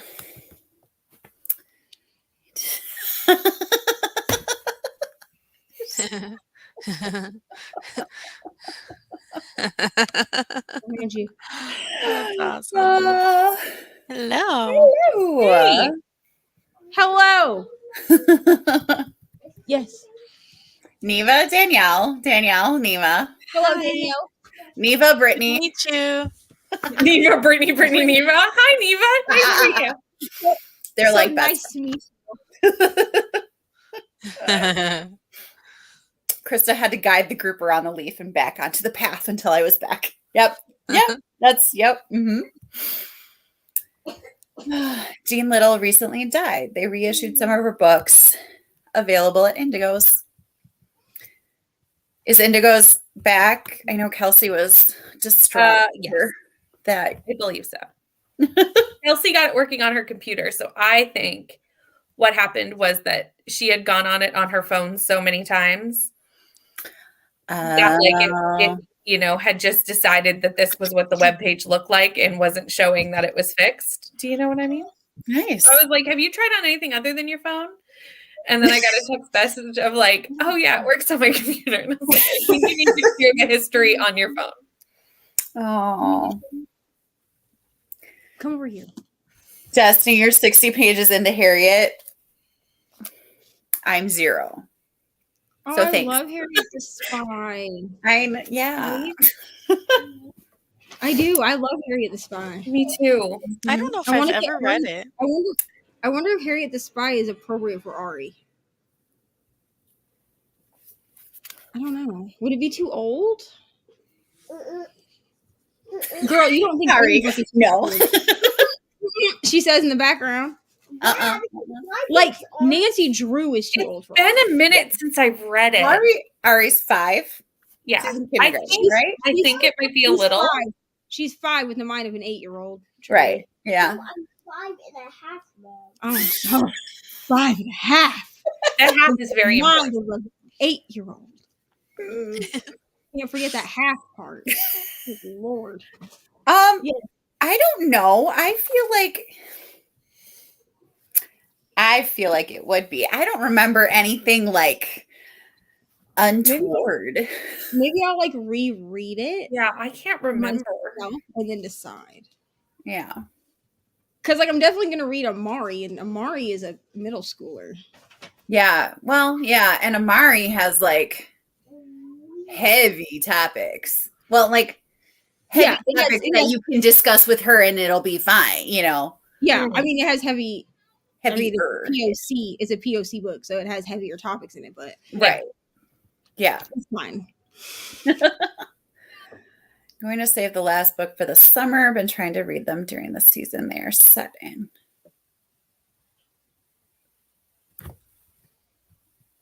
Which book is that? Oh, The Letters. The book. Is that the book that Chris was reading? Hello. I'm so excited. Neva, thanks for sending people. You're welcome. We're I was here. going to Amy's channel, so if you need sprints, come on over. I have met E in the chat. If you're sprints. Hello, Erica. Just joining in. Favorite reads of the month so far. I mean, it has been 3 days, but I am really enjoying The Many Mysteries of the Fickle Family. I'm also reading The Wreck at Ada's Reef. I'm listening to it, which is also middle grade, and it is really fun. It really explores grief. Like the main character had lost her mom 3 months prior to the beginning of the story, and she is basically with her stepfather as now her father figure. And I'm really enjoying that too. I don't know, kind of liking everything. So, but she meant February. What was my favorite book in February?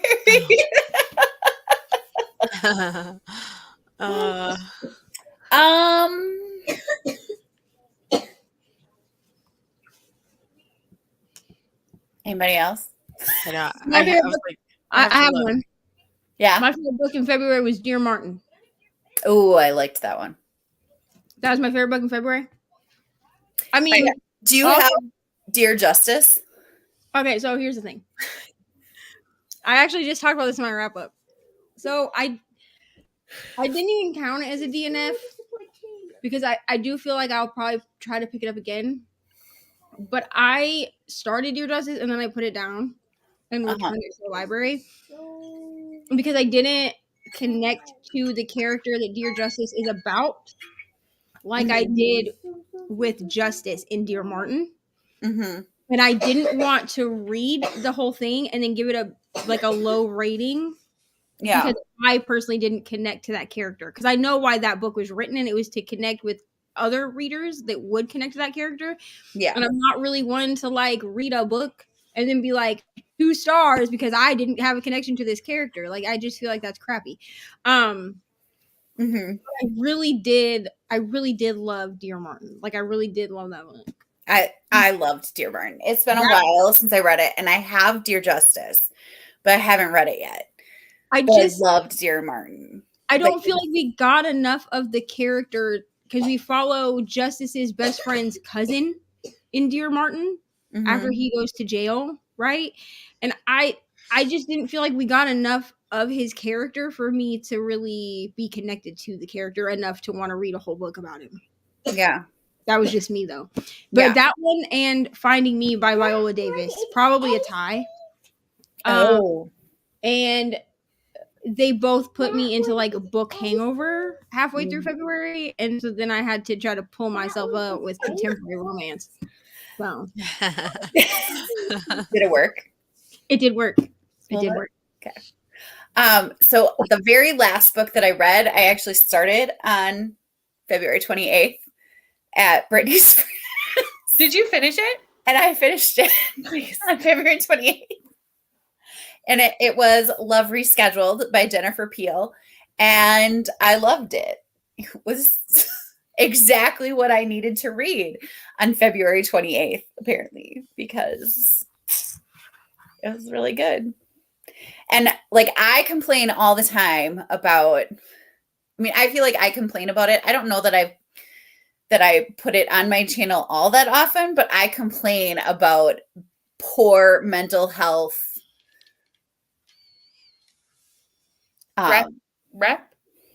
Like recognition of poor mental health or keeping, track of your mental health. Like it always really just bugs me. And the whole time the main character is my therapist says this, and the whole time she's just working on herself and she's doing what she needs to do and she's being herself and being who she is and working on what needs to be worked on and understanding what doesn't need to be worked on is just her. And I loved that. I needed it in my life. And it was a signed copy. So yeah.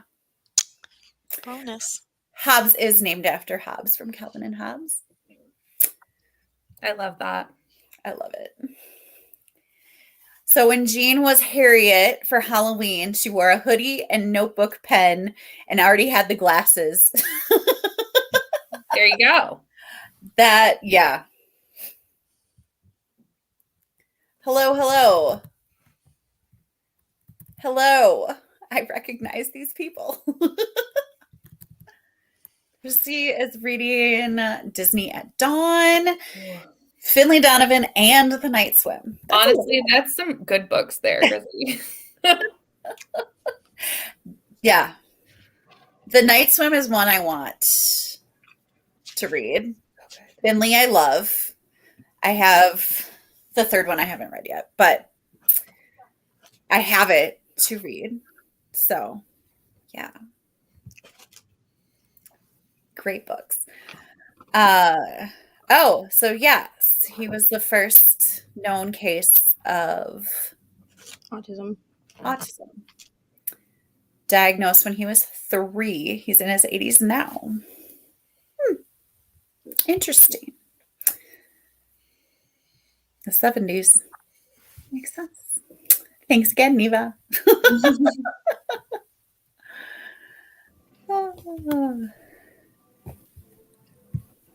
Yes, Krista is just a Wonder Woman in general, but especially when it comes to her script, she always is she gets so much done. I love it. Hello. The whole 5 minutes ago that we saw her.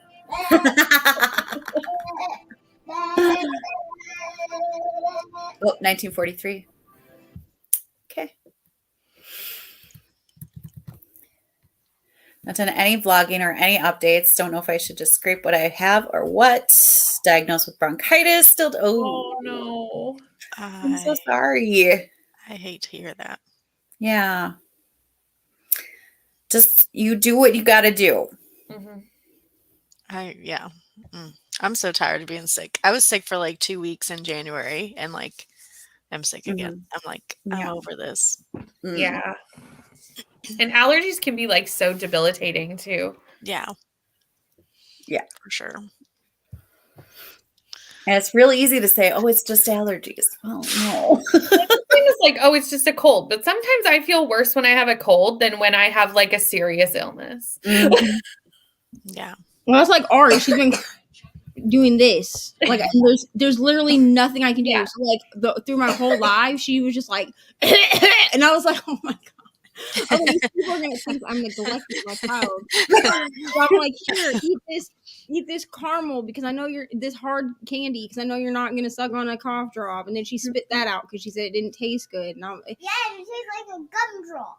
it tastes like a gum drop apparently. And so she's back here just hacking up a lung, and I'm like, and like my GM apparently got the whole night shift is watched my live, I guess.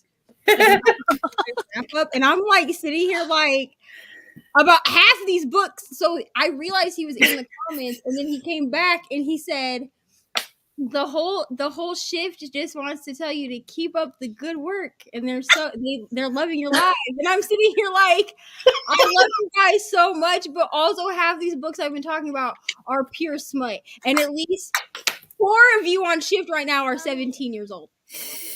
Wonderful. And you read most of that, listened to a lot of them while you were working.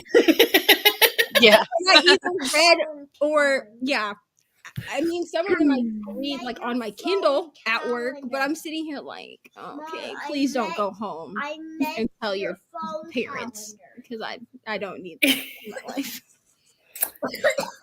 Kelly has had a that looks spectacular. Walk to Moons, the Penderwicks, and the Remarkable Journey of Coyote. Love the Penderwicks. Remarkable Journey of Coyote Sunrise is everything.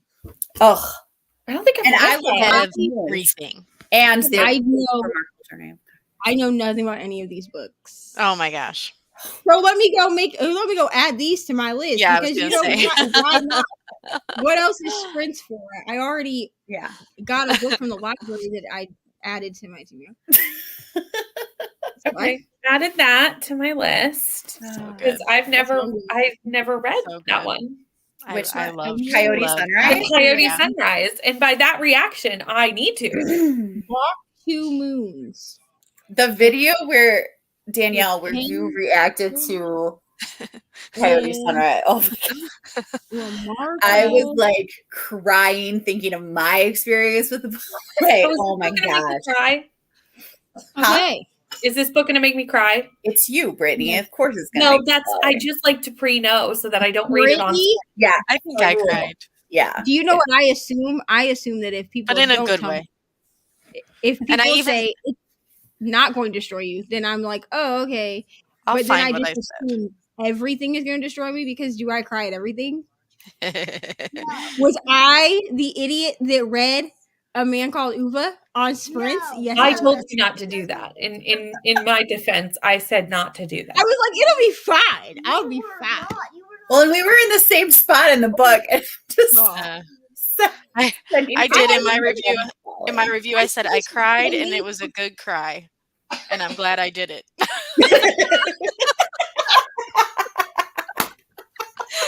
It was a good cry. I'm glad I did it. I love that.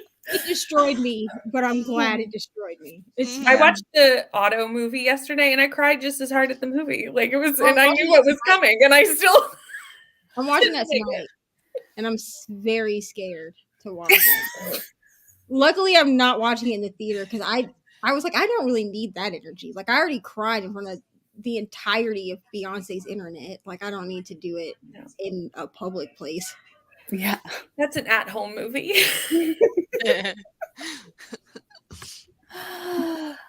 Oh, whoops. Radia's favorite book was Stumbling Through. Book 1 and 2 by A. Digger Stoltz. Reading the Canterbury Tales. Colorful characters through hiking the Appalachian trails. Wow. That is a description. Yeah. Excuse the language of stumbling through. I love the way the author has actually hiked the Appalachian Trails 3 times before writing the book. That's commitment. That really is. Mm-hmm. I second this opinion. But I'm so glad. Yeah. Oh, I need to listen to this because I got it. I got it in like December when Brittany was like, "You need to read this," and then I was slumping. So did I read it? No, I did not. I just went right back to the library. The audiobook is excellent because it's like chapter podcast episode, chapter podcast episode. So like the podcast episodes are like with music and sound effects and interviews, and that's fun. Really good. Oh, and the sequel, I have the sequel on NetGalley, and I'm like, do I just wait for the audiobook? Because I feel like yeah, that's what you do. You just become like me, where I read literally nothing from. Well, that's not true. I read No Home for Two. But like half the time, I get this stuff from NetGalley, and then I'm like, well, I'm already behind, so might as well just wait for the audiobook. Oh God! What, we need to read our NetGalley arcs? I didn't know that was a thing that we needed to do. I have to actually like review my NetGalley arcs. Like I've read them and I haven't reviewed them yet. I'm also bad at reviewing them. Oh, that reminds me, I have one I need to review. All right. Fair. Stumbling Through connects readers to the hikers and how they relate to one another while hiking their own hike. Nice. Nice. After you discussed. Is the night swim Megan Golden? Yeah. Yeah, this is true.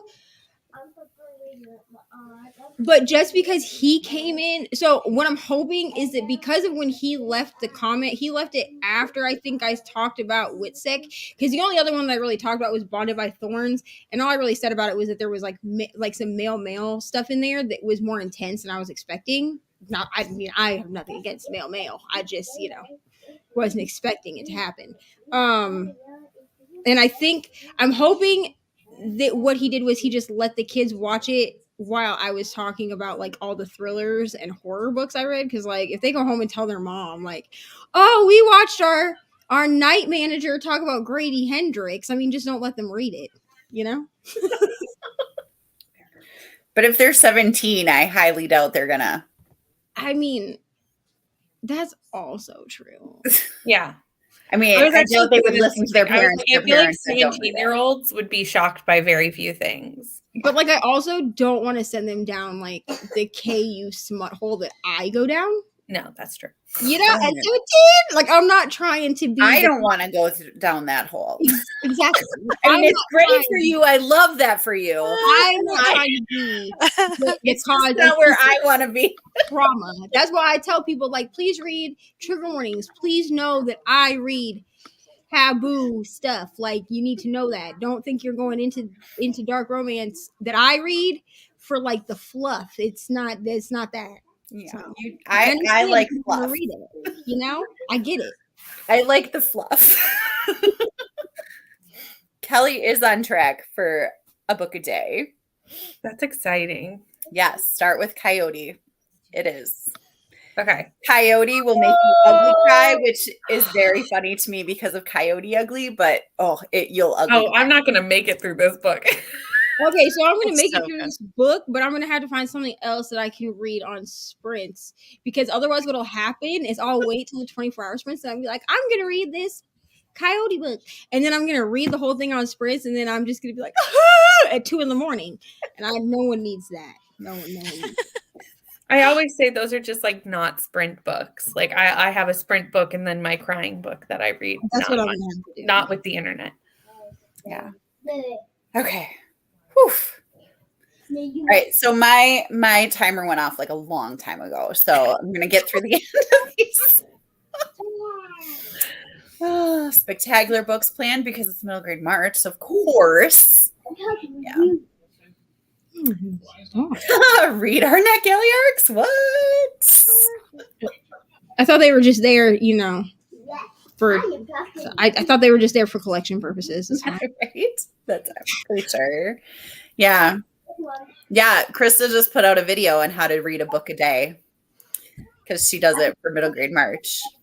I'm about to fight him. Highly recommend. Watch. Second on arc, ready to read. Wanted to read Night Swim first before. Mhm. Makes sense. I've done that. Yay, Danny's back. Woohoo! Private life and professional life separate is very hard on social media. Yeah. It is. It is. Yeah. Agree. All right. Half an hour. Good. Longer. Half an hour's fine. Okay. I mean, it's your channel, so whatever you want. Yeah, exactly. All right. There will be ducks. Be aware.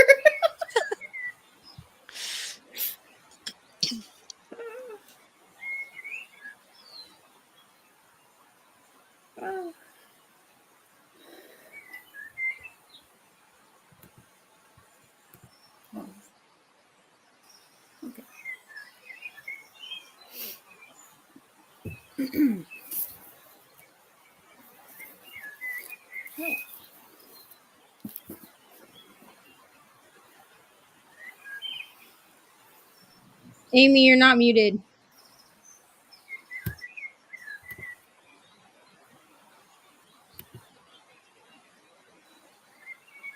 Thanks.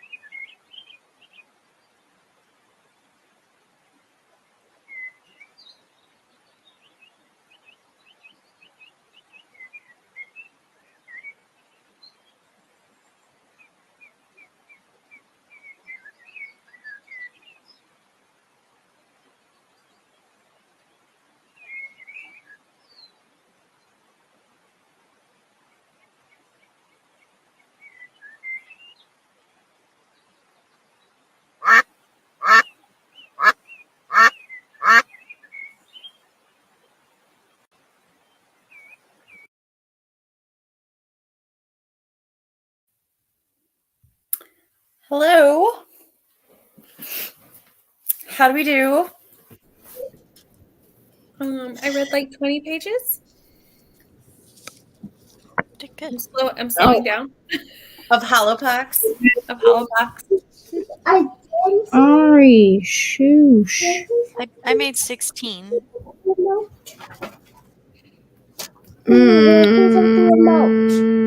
I think I don't know where I am.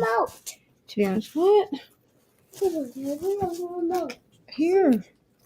It's reset itself, dude. I don't know. I made it to page like 30 something. I don't know. Listen, I'm not gonna lie to y'all. I went ahead and I did the. I don't want any Pop-Tarts right now. Thank you so much. I'm not gonna be reading physical books in 2023. I'm just sure you can have one pack and then lay down because it is way past bedtime, man. I'm only letting you do this because it's Friday, okay? Yeah. I don't sleep in here because then you're so fun. Even if I don't sleep in here, you're still fun. Thanks. I love to be the fun mom. Wow. She said I was so fun. She's like, even when you don't, she's like, this is why I like you on Fridays because you're so fun. And I was like, hey. Okay, get your movie and let it. But anyway, I'm not gonna be reading. I mean, do I have physical books that I need to read? Yes. Am I going to be reading them with my eyes? No, I'm not. I'm not gonna do that. So I went ahead and because I had a little bit of extra money, so like I went ahead and I just paid like I don't know, it was like $245 or something to Audible, and I was like, just give me 24 credits. Because Audible is always the last place that I check anyway. However, Ari picked this for her vlog. And it's 3 audiobooks because originally this is a bind up version. Originally it was like 3 parts. Mm-hmm. And Miss Colleen Hoover here has only made it available on Audible. The nerve. But I mean, I made it I have an hour and 45 minutes left, but I'm also listening to it at 2 times speed because these narrators real slow. Like it started at 1 time speed and I was like, what is happening? Because I think my Audible reset after I finished Killjoy last night. Because I finished Killjoy. So I think Audible will reset like at its own, like at the original speed when you open a new book. Because they were reading so slow that I was like, did something happen to my Audible? What's going on? Then I realized it was a 1 time speed. So, but I mean, so far I'm liking this better than the first time that I read it. Maybe because it's audio. I don't know. Because I stopped DNF this last year. So Right. And then I Brittany, you weren't here to hear this. And then I bought this. I pre-ordered it. Forgot I pre-ordered it as I do. Sure. It showed up at my house. And I was like, didn't I soft DNF this? And then I was like, oh, but it was the cover that got me. It was the cover. Well, because this is why I love you. I mean, I also forgot that I had pre-ordered Killjoy, which is the prequel to Good Girl's Guide to Murder. Read that last night. So I actually, read that when it arrived. But I forgot that I had pre-ordered it. So I was like, what is this book? Was like, I'm pretty sure this is a book, Mom. And I opened it and I was like, when did I order this? And then I went to my orders and it was like, you pre-ordered this last September. So it's fine. Well, so Harriet the Spy starts on page 7.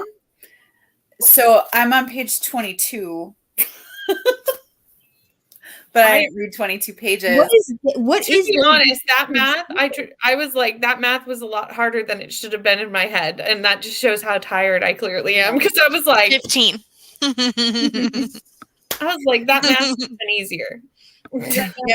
Math ain't mathing. That's the kind of math I can do.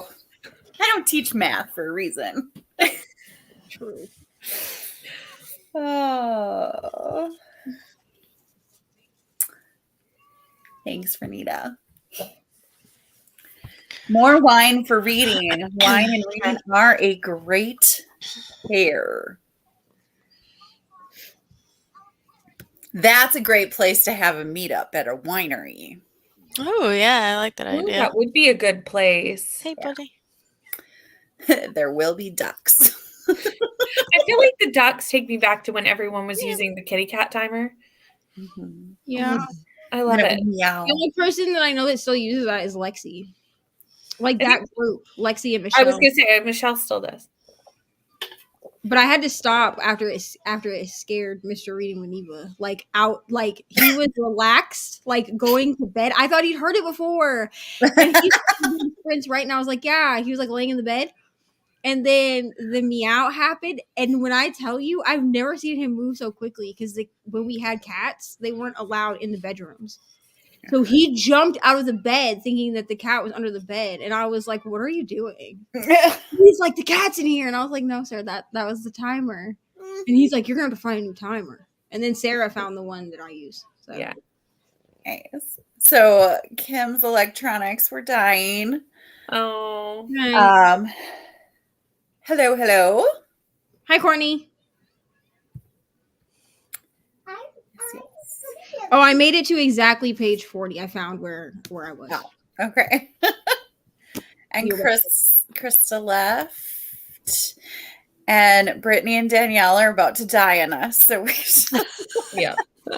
You can kind of tell there's an energy difference between this side of the screen and this side of the screen. Like I feel like it's really obvious. I'm over here like I'm routinely up until 4 a.m. So right. It's fine. I mean, you're working at 4 o'clock in the morning, aren't you? I'm literally getting off of work at 4 o'clock in the morning.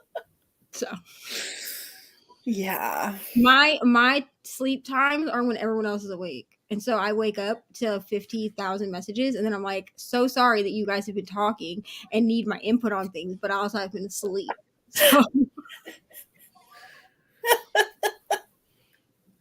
I used when I was in college, I worked the overnight shift from midnight to 3 at the front desk of my building, my dorm that I lived in. And I was like, this will be easy. Like, why did I do that? Like, it was just one night a week. That's it. But I was like, what is wrong with me? Why did I do that? But I just read the whole time because nobody came in. So that's why I wanted to do it. So I could sit and read and do homework and get paid for it. So, I mean, it definitely took me like a month to transition.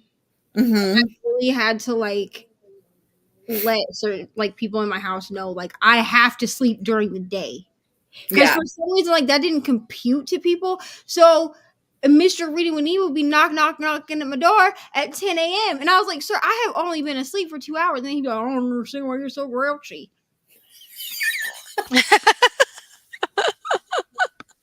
Or he would do when I was a DJ, I used to be able to go to bed at 4 in the morning, get up at 10. And I'm like, well, that's great. I love that for you.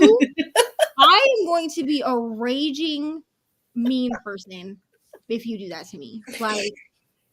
He's figured it out since. But month was rough because he'd be like, we need to go to the store. It's 9:30 in the morning. I'm not going anywhere. I'm sleeping. Go away. Yeah.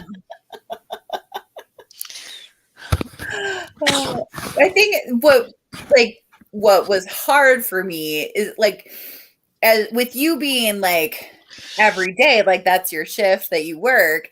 I just did it one day a week. So I would get used to being able to sleep and then I'd have to be up all night.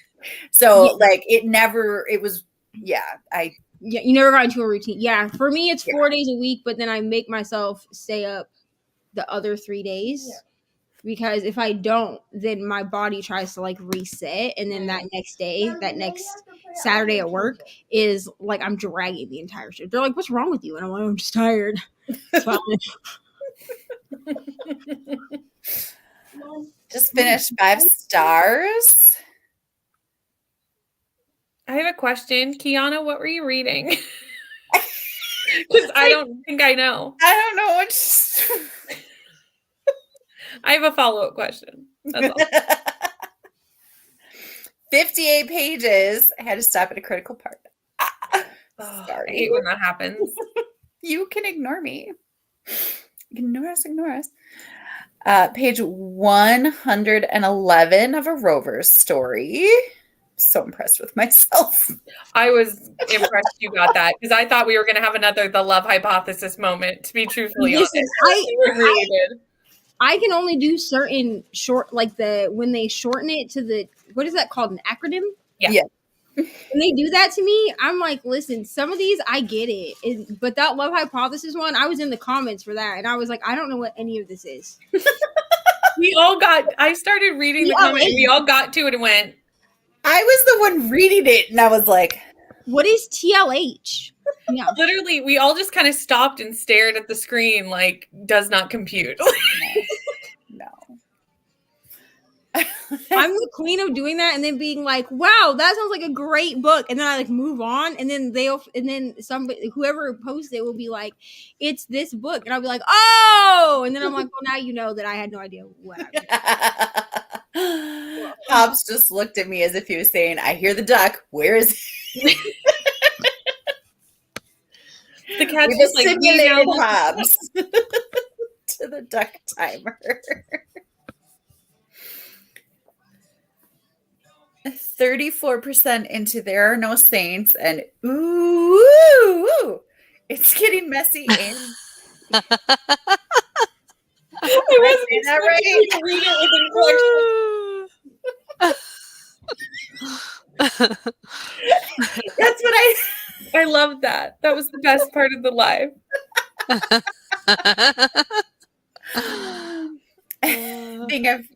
Oh, Katie fell asleep. Good night. Good night. Thanks for coming. Probably gone. It's an Audible policy. Audible requires publishers to publish exclusively with them. So it might not be Colleen Hoover. Yeah, there's certain people that there's certain publishers. That's why like the Prior of the Orange Tree, you can only get it through Audible, which like I like told people that in my wrap up since I read that in do we read that in January?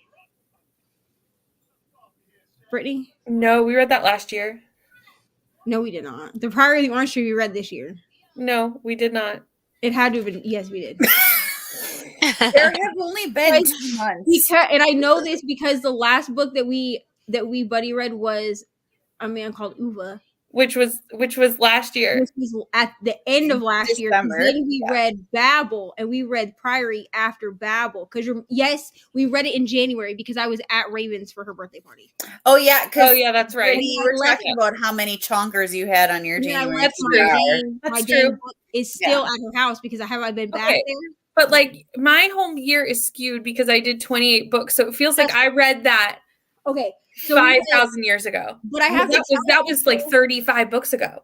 I don't know what to tell you. I mean, it was like 22 books ago for me, so I get it.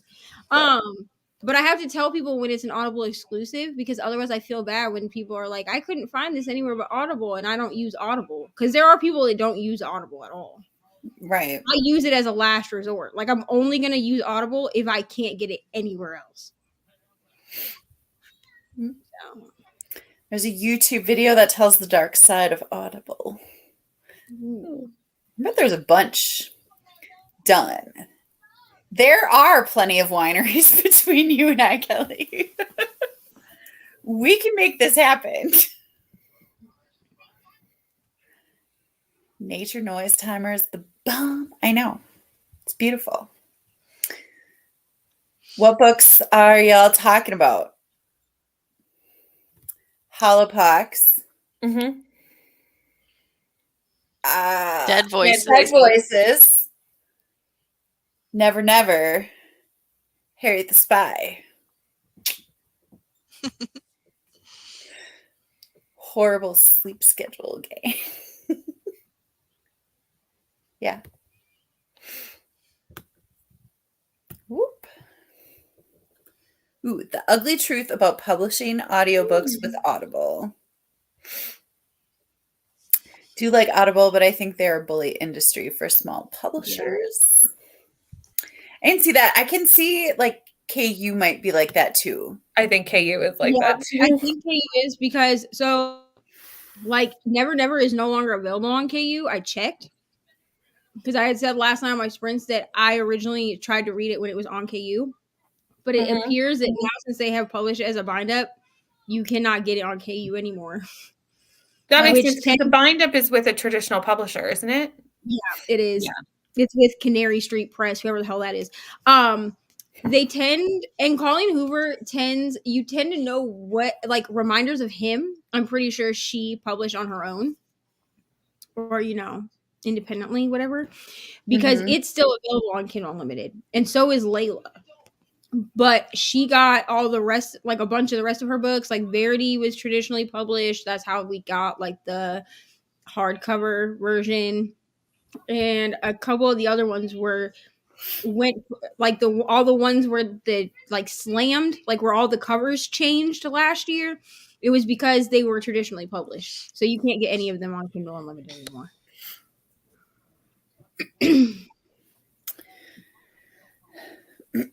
Switch to She Drives Me Crazy, a very cute YA sapphic novel listening to an audiobook. Very nice. We love an audiobook, I'm just saying. All right. Well, we should say goodbye to Brittany and Danielle because we're zombies. Thank you so much for having me. Thanks for coming. It was so good to meet you, ladies. It was good to meet you too. Anyway, I'm going to go to bed now because it's 4 minutes to midnight. Yeah. Thanks for having me. Yeah. Thanks for coming. Bye. And then there were two. Yeah. Indian Horse is another one exclusively. And here's the thing: is like I think the Zodiac Academy books, they don't say, like, you know how, okay, on Audible it'll give you like the little ribbon, right? So it'll give you this thing that says only from Audible. Yeah, the Audible. The Zodiac Academy books do not have that ribbon. Really? But I can't find them anywhere else, which makes me think that I can't get them anywhere else. You know what I'm saying? Yeah. Interesting. But I will check but like the Grishaverse, I have all of those through Audible because my friend gave me a bunch of her credits because she didn't want them. And you can only get the Grishaverse books on Audible through Audible, or on audio through Audible. Mm-hmm. Well, but I think some books, like, they're available only on Audible, but they're not exclusive to Audible. Like, they could be somewhere else, or you could get them. Yeah, like they could choose to put them somewhere else. Yeah, because like Colleen Hoover has a bunch of audiobooks on Scribd, like they're included on Scribd, but not all of them are included on Scribd. So like I was able to listen to the audiobook of It Ends With Us on Scribd. I think I could listen to It Starts With Us also, and then there's a couple other ones that are on Audible. Or on Scribd. But then like this one, you have to buy it in 3 parts, which is fine because originally it was published that way. But you can only get them from Audible, so that means that's 3 credits. Yeah. Which feels like a lot when you're right. Like if when you have to pay that much for a credit. If the only way that you get your audio books is through Audible, that's a lot of money funneled into Audible. Oh yeah. I mean, I'll get books from Libby or Hoopla. I don't necessarily need to own the book. A lot of times I will only buy the book if I literally cannot find it anywhere else. Yeah. There are very few books where I'm like, I want to own this on Audible. Although I did go ahead and grab Viola Davis because I do want that one. Does she narrate that herself? Yeah, she does. I listened to it in February. I got it from the library because I didn't know if it would be one, like, because like the Jeanette McCurdy book, I also listened to that. I listened to it on Scribd, and I debated with myself whether I was going to buy it. And then after I listened to it, I was like, I'm never going to listen to this again. Like, it triggered me so badly, like, because there are parallels between my life and Jeanette McCurdy's life that I was like, I don't think. I mean, I'm glad I read it, and it's 5-star. Like, but will I read it again? No. But that doesn't mean you want to put yourself through that again. But like, there's no reason for me to purchase it through Audible or anywhere because it's not going to be something that I re-listen to. Yeah. The credits are $14.95 if you do the subscription. Mm-hmm. If you just buy an individual credit, it's $15.99, and if you buy a bundle of 3, it's like $36. So I just went ahead and paid $200. It was like $200, and if you round it up, it's like $250 for 24 credits. Yeah, and called it a day because I was like, at least this way, like if I run out of credits, it'll re-up this time next year. But I don't think I'll run out of credits because I really do utilize Scribd and Libby and Hoopla the most. Like that's where I get most of my audiobooks from. Yeah. True.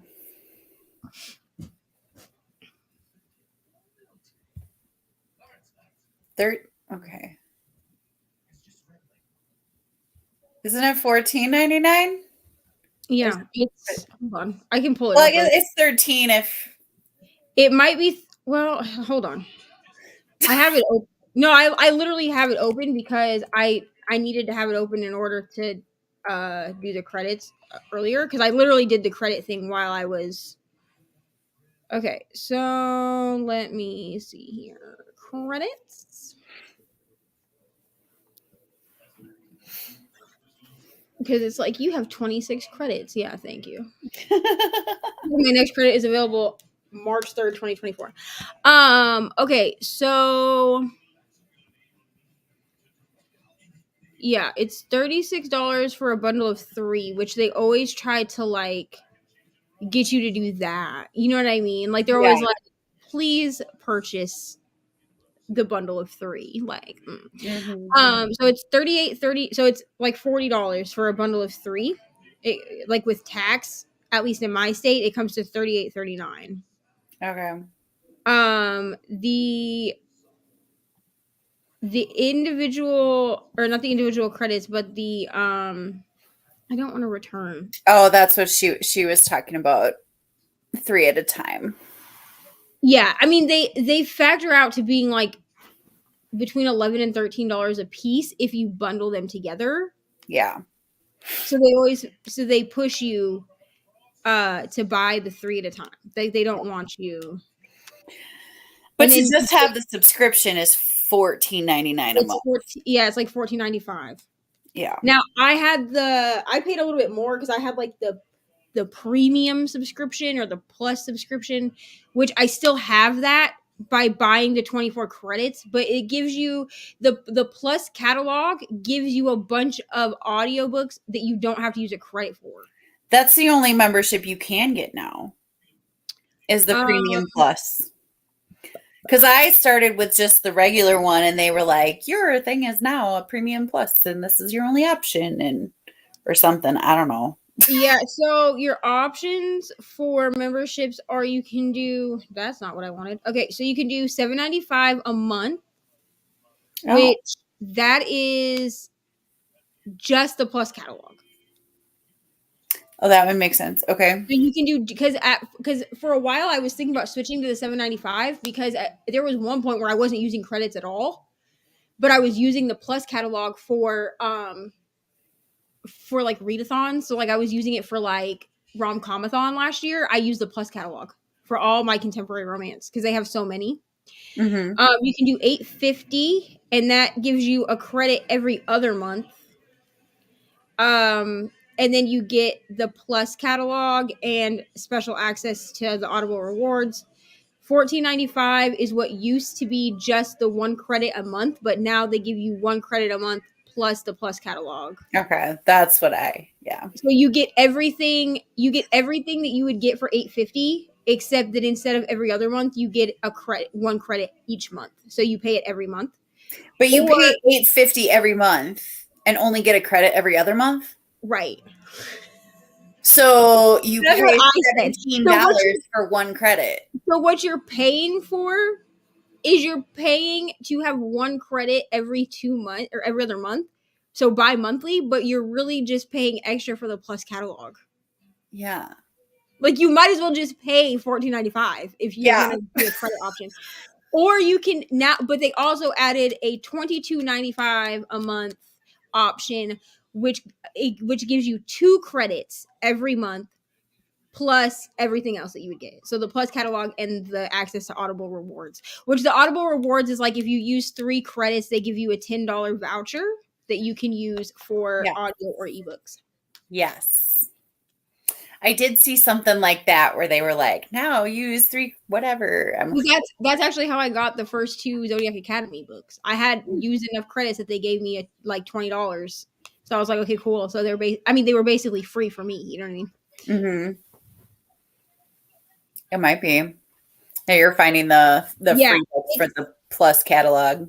So I listened to a bunch of contemporary romance last year when they did the first round in August of Rom-Comathon, because I was not a contemporary romance girly. I did not do fluffy romance. I was like, this is not for me.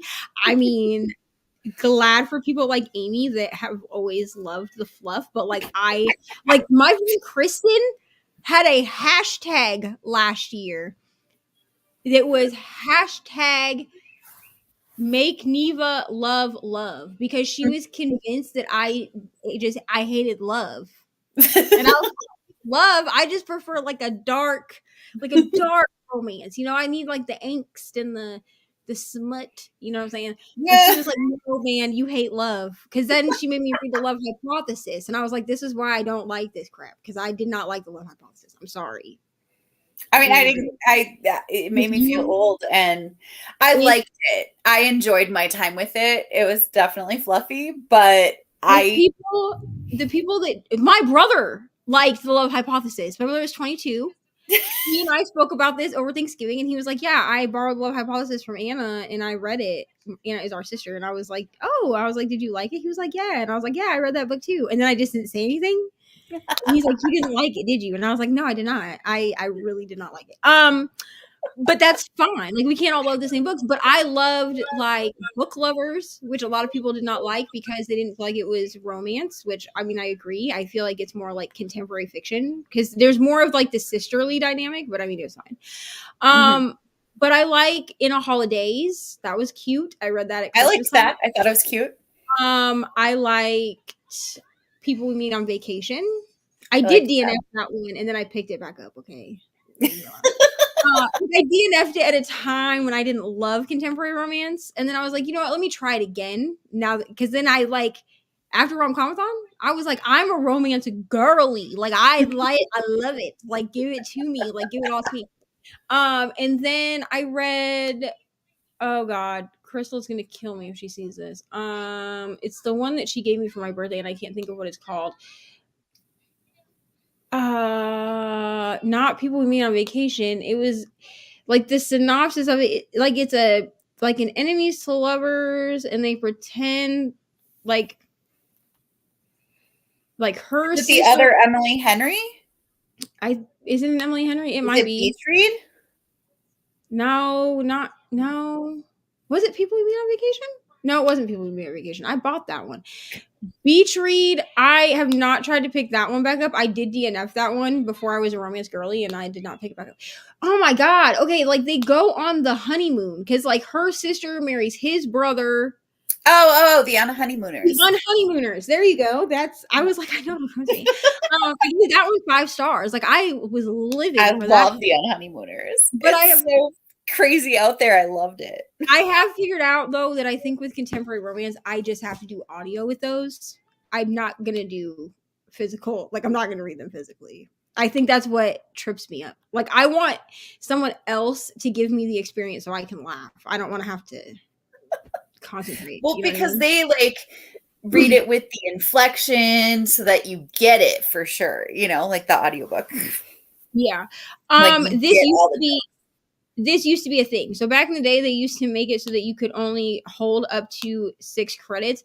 But when they started doing the big yearly ones where they were giving you 12 or 24 credits at a time, they amended that. So basically now what it is that you need you can't hold credits for more than a year. So like I will have to use all 26 of my credits before March of 2024. That's what they do now, because people were complaining that like either they couldn't get any more credits, but they were still paying the fee. Yeah, for credit, or that their credit, or there was a point in time where if you didn't like, if you had more than 6 credits, then it basically would just show that you only had 6, so you were losing credits. So if you paid for a whole year, you didn't have all 12, you only had 6, and they amended it because people were leaving in droves. That they were like, goodbye, like I'm not going to pay you $15 a month for you not to give me a damn credit. Like, but now the policy is you need to use your credits by the next, like by the year that like the next year. So like you have a whole year to use the credit, and then if you don't use it, it will disappear because they're just going to assume that you don't want it. Which to me that makes some sense. Well, then they should give me back my money for that credit. But I also feel like, why don't you just do it like book of the month, where your credit never expires? Because you could have 5 years worth of credits on book of the month, and the only thing they're going to do is just let you buy 5 years of books. Yeah. You know what I mean? Book lover, the colleagues who hate each other and then end up liking each other as book lovers. Yeah. I love Book Lovers. I really liked Book Lovers, and I listened to that. It. That was the first contemporary romance that had like a smut scene in it. And so then I was like, oh, well, this is nice. And then I listened to oh shoot, what is that book? It has like really good plus size rep in it, and now I can't think of what it's called. All the Feels, I think. All the Feels, I think that's what it is. Okay. Let me just double check that I'm not talking crap right now, because All the Feels is a book, but now I'm like, is that the book I'm thinking of? I think it's All the Feels because it has spice to it, like it's contemporary romance.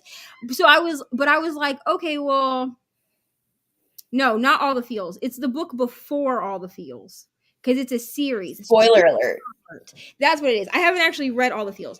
I listened to Spoiler Alert at work. And I think I had got it off script. And I was like, well, if this is like Book Lovers, like there's only going to be like really one spicy scene. No.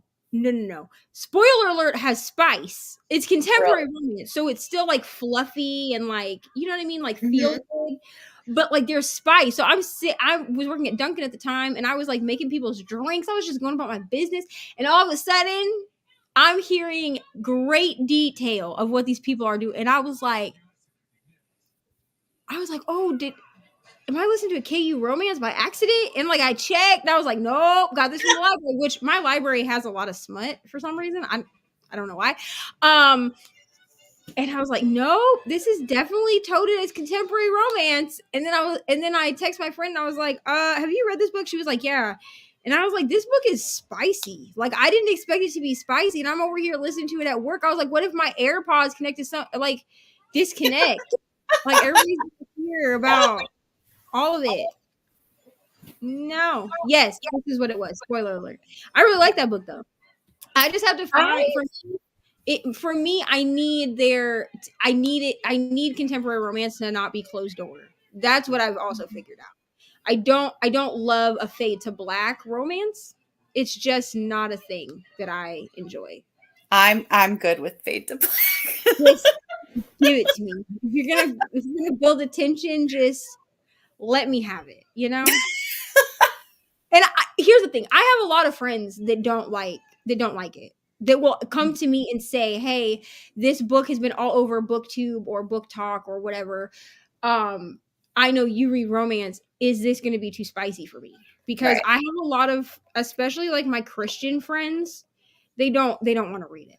And that's totally fine. I'm okay with spice, but I don't love it. Like I need to know if something is spicy, and then I'm like, okay, I can handle it right now. Like I would, like if you came to me and were like, hi, I'm going to delve into dark romance, I would be like, are you? You would reach out and be like, no. I would be like, Amy, I'm gonna need to get on a video call with you right now. No. Because I feel like this is a joke. It probably would be a joke. It actually was. That was actually a thing. The fact that I read Verity was.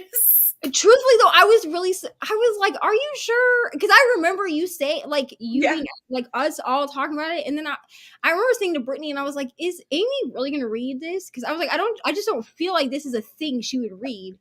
And she's like, "I don't know," and I was like, "I just don't feel like this is a thing." Yeah, and it's not one that I could read a lot. Like, I need to know that that's what it's going to be like, and then I can be okay with it. But I'm the same with Kelsey, because Kelsey is only like everybody. So Kelsey and Brittany both got Kindles for Christmas, or like around Christmas time, and now they're like asking me for recommendations for KU romance, and I'm like, I'm not the person. I'm not the person, because y'all are gonna delve into.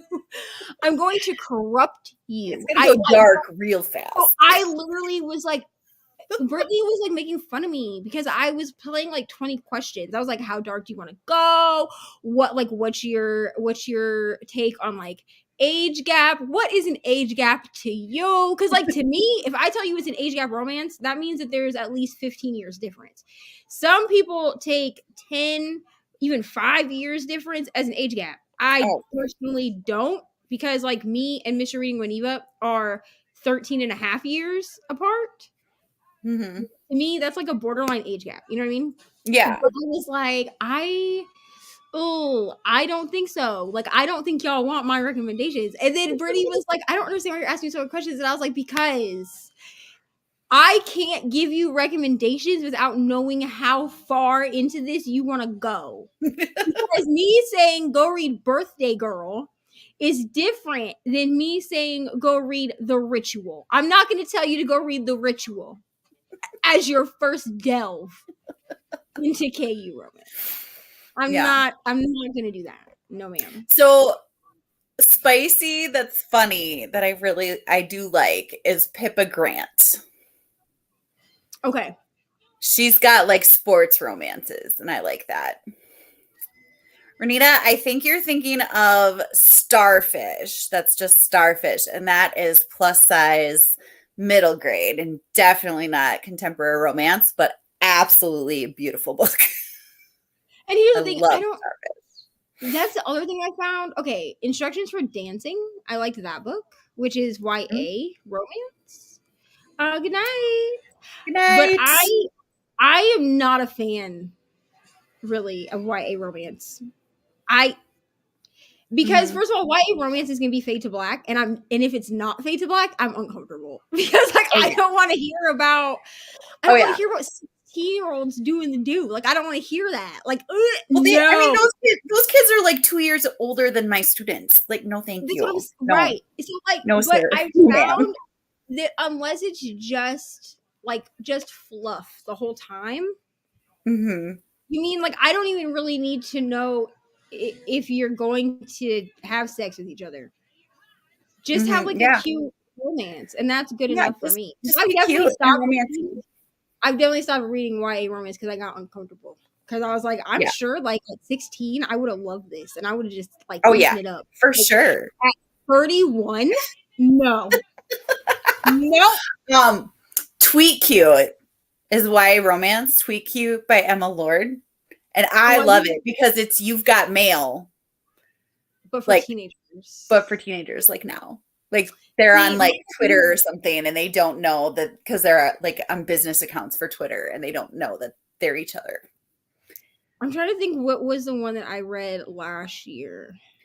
I think this would be good if books just had that front page that showed up. Yeah, I wish they did this. Now I think this is another reason that I like to read dark romance.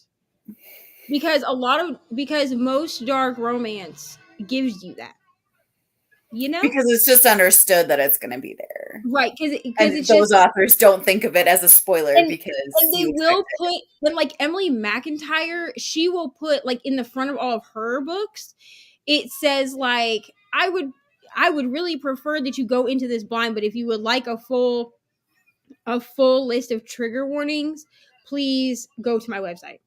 And then you can go to her website and see the full list. But she will give you like, she'll say like, this is an angsty dark retelling of, for instance, Peter Pan or Aladdin. Those are the two that I've read the Peter Pan one, which is called Hooked, and I'm reading the Aladdin one, which is called Twisted. But she'll say it's like a reimagining of Peter Pan.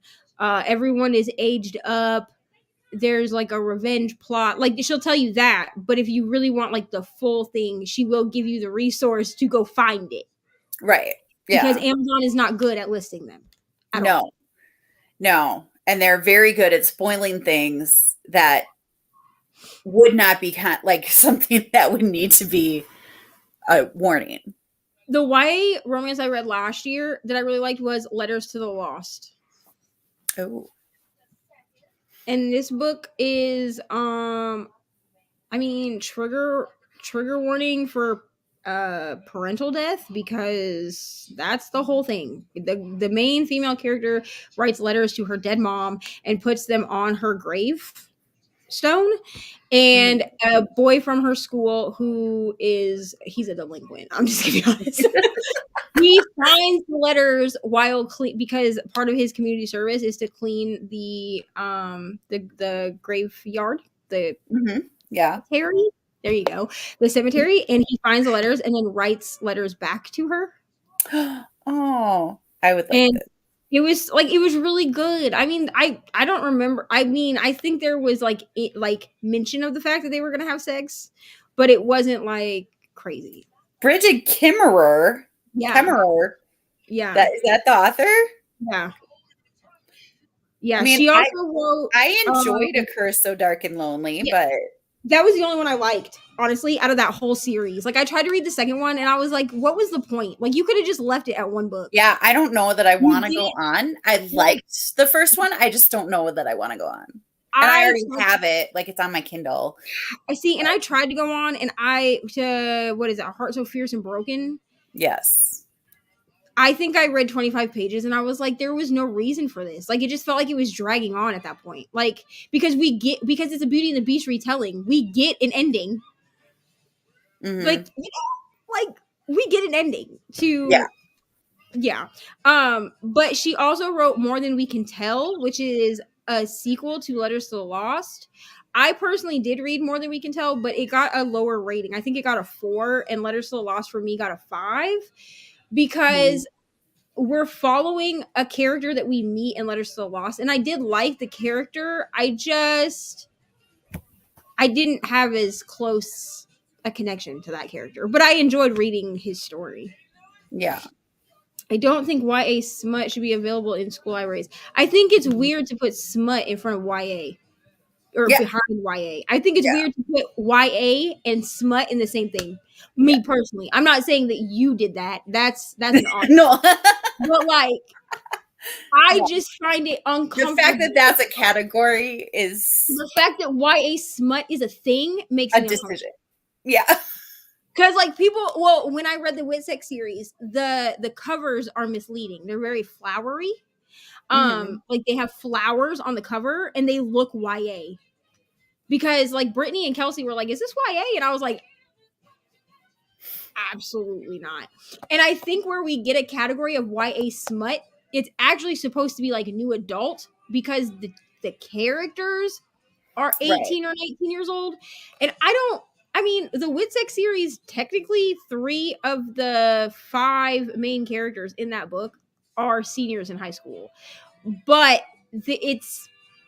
it's mentioned so rarely. Like, she mentions it a couple times to Knox, who's 25 in the book, and makes a comment about, does it bother you that you're attracted to a high schooler? But she says it like snarkily, like not as like, ew, you're creepy, but like as like a snarky comment. And the little bit that we get where they're at the school, like you could imagine, like honestly, I forgot that they were in high school. Like I was like, oh, this is college. And then something would come up that made it obvious that they were in high school. And I was like, oh yeah, you people are supposed to be like seniors.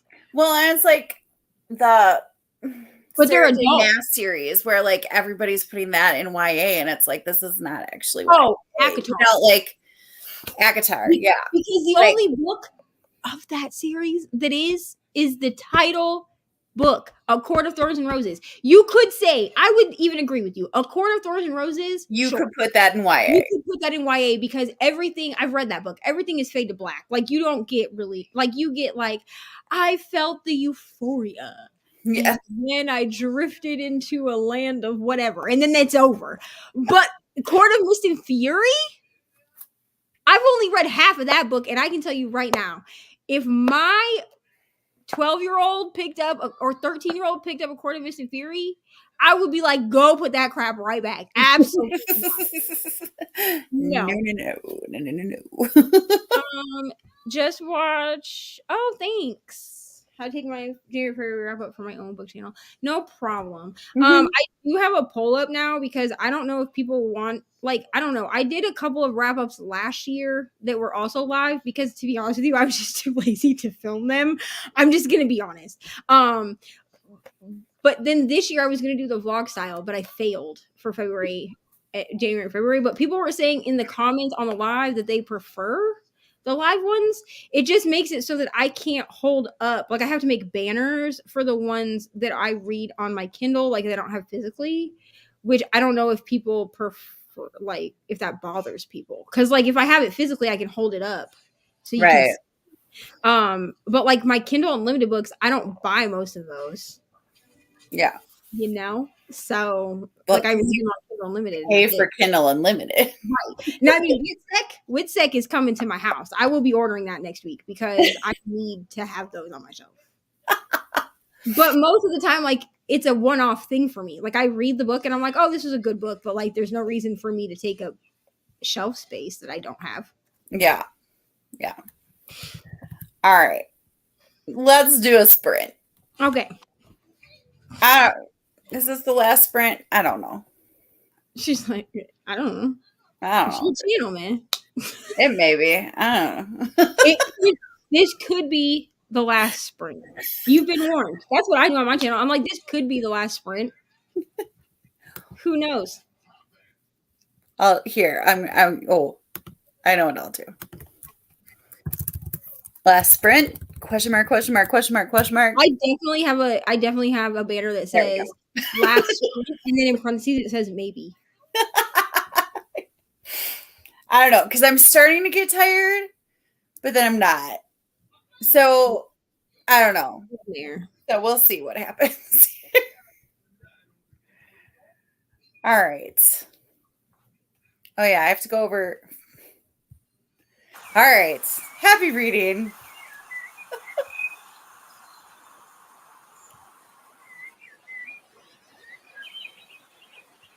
I cannot.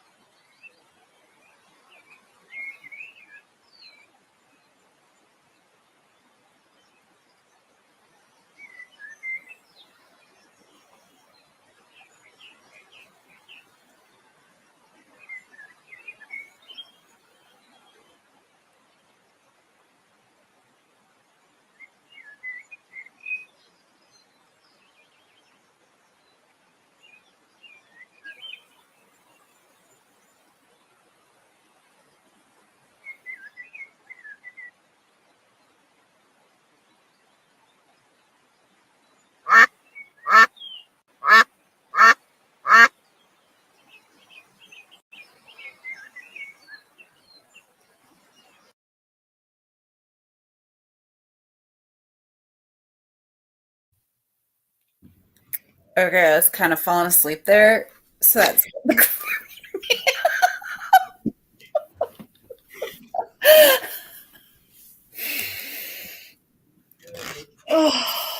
how'd you do? Made it to page 80, so I'm at the beginning of chapter 8. It says I have an hour left of this because like I have to read this in 3 parts. Like I can't read like the whole thing like all together. Right. Oh my god, when does this end? Okay, so there's 14 chapters in part 1. So like this is part 1. So I'm like halfway through part 1. I mean, it's fine. Like I don't really know what's happening. Like they have amnesia. Like I know that. Like the 2 main characters, they have amnesia, so they don't remember each other, themselves, or anyone around them, but they seem to remember like real world things. Like people make comments about like Jerry Springer and like they know who Jerry Springer is, and Silas makes a comment about like he remembers that Robin Williams died. Like they remember song lyrics. Like it's like weird things that these 2 remember. Yeah. But they don't know like they each have a sibling, they don't know who they are. And then for some reason Charlie's dad is in prison, but she doesn't know he's in prison until she asks her sister like because like she comes home, her mom is drunk, so she's like, Mom was drunk when I got home, and her sister was like, no surprise. And then Charlie was like, well, when do you think Dad will be home? And she was like 8 to 10 according to the judge.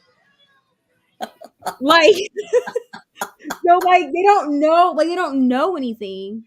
Right. Also, as the reader, we only know what they know.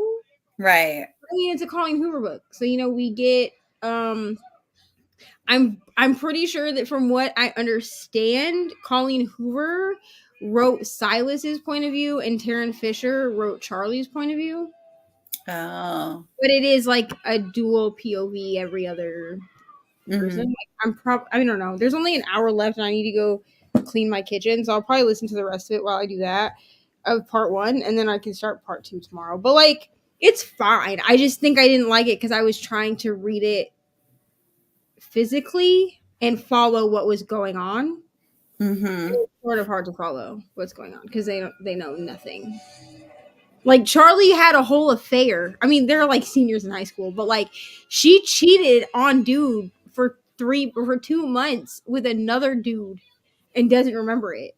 So so they get like confronted by this guy, and he's like, she's cheating on you for 2 months, and he's like, and she's like, I don't even remember this. You can't be mad at me for it. Yeah, I don't know. It's fine though. Like it's enjoyable. I don't know. It feels like a 3.5 right now. To be honest, not the best Colleen Hoover I've ever read. I got to page 34 in Harriet the Spy. She's a lot meaner in her comments than I remember. Than my 3rd grade little brain did not think that it was very mean what she was saying. And I'm reading this and I was like, somebody needs to slap this girl. I feel like when we're the age of the character, we're like, yeah, because like we think the same way, like theoretically. Yeah. And then like as adults, because like I've had a few books that are like that where like as an adult, like I reread it and I'm like, where are your parents at? It reads different. Who is raising you? As an adult, yeah. It's like The Little Mermaid. Like when I watched Little Mermaid now, like back in the day, I was like, yes, rebel against your father. And now I'm like, what are you doing? What's wrong with you? Your dad is trying to help you. Yeah. What are you? Why are you so upset? That was really dangerous. You shouldn't do that. Let's not go to the human world and sell our voice to the sea witch. Let's not do that. Oh man. Yeah, it's definitely different when we read books from childhood as adults. I'm about to do that with the first 10 Babysitters Club books. and I'm a little scared because I did read the first one last year, and like reading the first one last year, I was like my thought process, I was like, why did Christy hate her mom's fiance so much? Like, he's not even doing anything to you. Because she wasn't her dad. I mean, I get it. He wasn't her dad. But I'm just like, but why are you so angry about it? Like, calm down. It's not that serious. Like, oh man. Oh no, I mean, I'm still loving it. But I just like my brain didn't compute like how mean she is. But she gets a comeuppance. I mean, so that's all we can hope I'm enjoying it. It's just different as an adult. So Renata went to bed. Renata. Gosh. Renata went to bed.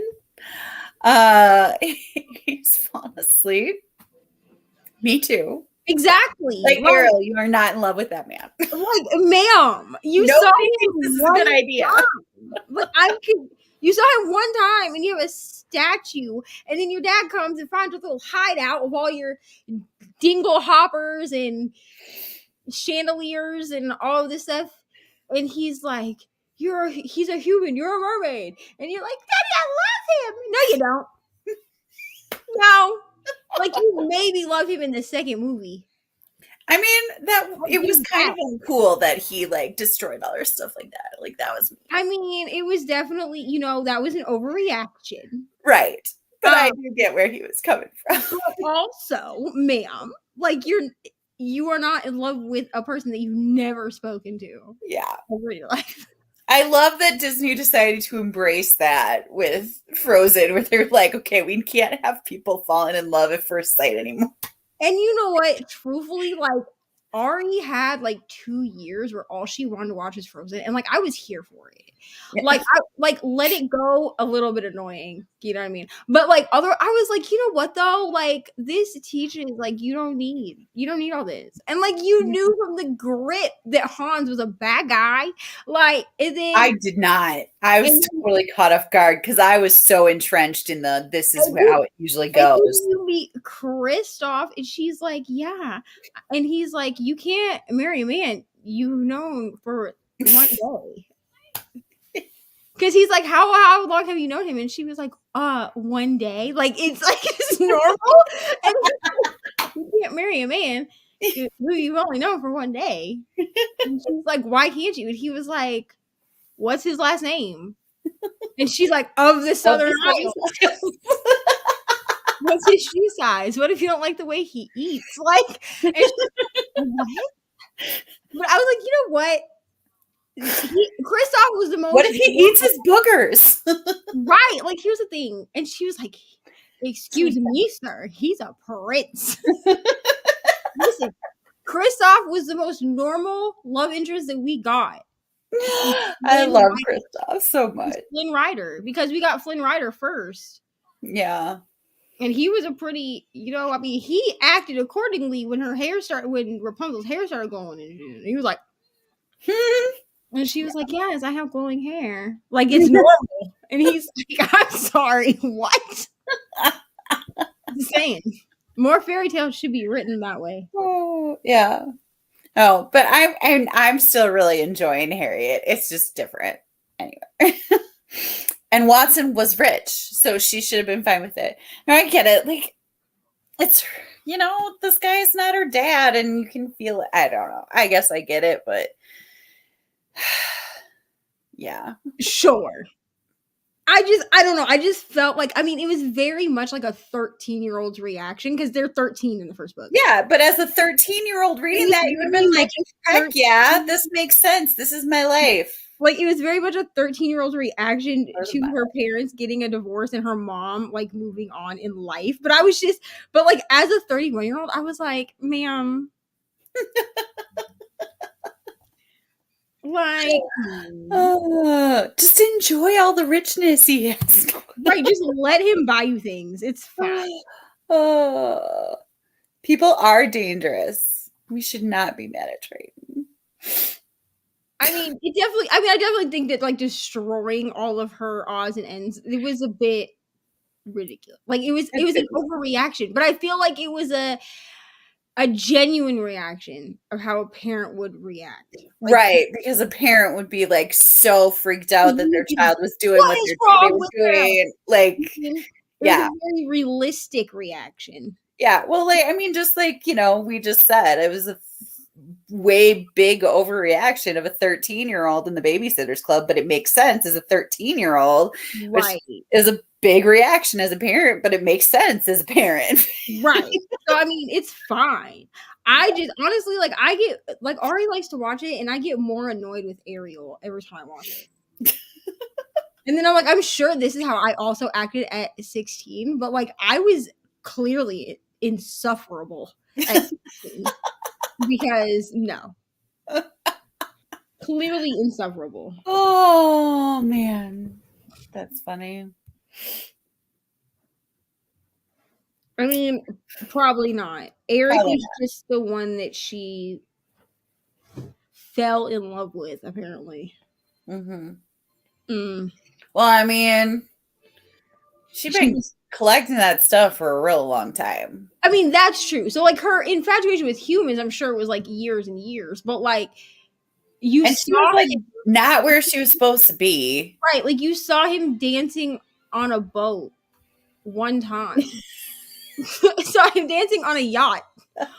You're just in love with him because you happened to see his statue. And then you got the statue after his boat burned down and capsized, and you saved him. And then you sang to him on the beach.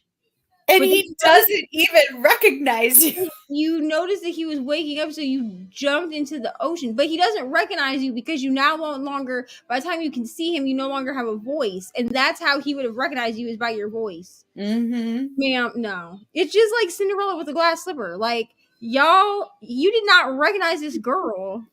You're just walking around town looking with a glass slipper. I don't know. Makeup causes shape-shifting. And then it fits her foot, and you're like, I'm in love with you. Really? And she's the only one in the whole kingdom that has that size shoe. Like, I mean, listen, I'll give them maybe, because it's magic, right? So maybe like the shoe is specifically for her foot. Like, I get that part. That part makes sense to my brain, because maybe like this was like perfectly fit to only fit her. Fine. Sure. But you're gonna tell me you don't know this woman until you put the slipper on her foot, and then magically you're like, the shoe fits. No. What if it wasn't magic? How did she get the statue to her hideout? I mean, it was more buoyant. It floated through the ocean, because it falls into the ocean. So I mean, I'm sure as a mermaid, she knows how to get things from point A to point B. Yeah, like in the water, it's like more buoyant. So yeah, it definitely sinks like with the ship, because we definitely see her in the beginning like stealing things out of sunken ships. So that's how she's getting everything. And also then she takes it to Scuttle, who tells her that a fork is actually a dingle hopper. So then I had to try to explain to my 3-year-old why you cannot, please do not brush your hair with your eating utensils. That was a thing we went through for a while. Well, it's a dingle hopper, Mom. Scuttle said. Yeah, I know what Scuttle said. But also, here's the part where Scuttle's kind of stupid. But also, did you not see the part where she sits down at the table with the fork and starts, and she's like, and then starts combing her hair with it, and they're like, and she takes the pipe and the snort blast.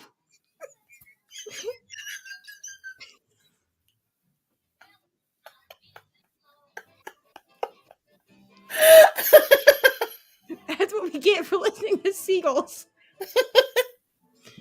And listen, Scuttle is like my favorite character in that movie. Like, don't get me wrong. But the fact that he's like, this is a snarf blat. It's used to make music. And then he blows into it.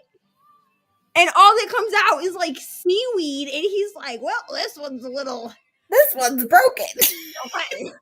Humans use these little babies. He sees this man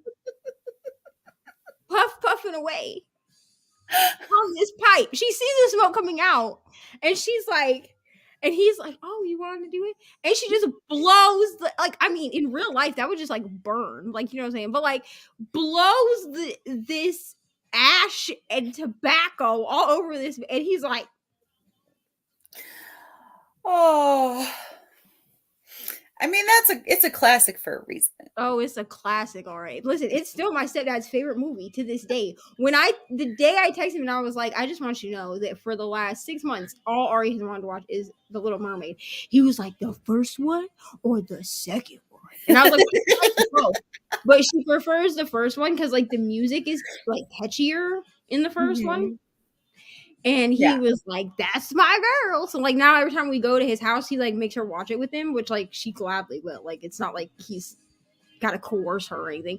But like I watch it and I'm like, you don't get annoyed with this person? Like, yeah, Scuttle is that person. Scuttle is one of those people that is so confidently wrong all the time. And the thing is, like, he says it, and like you want to believe him because he says it with his entire chest. Like, there's no question in his mind. He's like, this thing is used to style your hair, and then proceeds to twirl the hair on the top of his head like spaghetti. I mean, oh man, it's the confidence for me. At least you're confident about the thing, you know? Yeah. He would be that person that you try to like debate politics with, where you're like, no, but look, I have all of these articles and all this backup, and he's like, yeah, no. He would be that person. But I love Scuttle. I do love Scuttle. He's an idiot, but I do love him. Yeah. Yeah. Oh, all right. I'm tired, so I need to go clean my kitchen and then go to bed too. So. Yes, I clean my kitchen at 12:15 in the morning. You know why? Because I'm still awake. That's really the only reason. Yeah. Oh, well, thank you everybody that is still here for tuning in. I had so much fun. It's nice to get back in sprinting it was like, because your sprint's on Thursday and Brittany's on Tuesday. I was like, I miss sprinting. I need to sprint on my channel again. And it's such a different vibe, like when you're the host too. Yeah. You know? Because I come on other people's sprints and I'm always like, what if I say too much? On my own sprints, I'm like, I can say whatever I want. Like, these are mine. If y'all leave, it's okay. It's fine. I understand. Yeah. Yeah, I agree. This is fun. It was a fun time. Oh, all right. Thanks for coming, Jean. Always a pleasure. All right. Bye.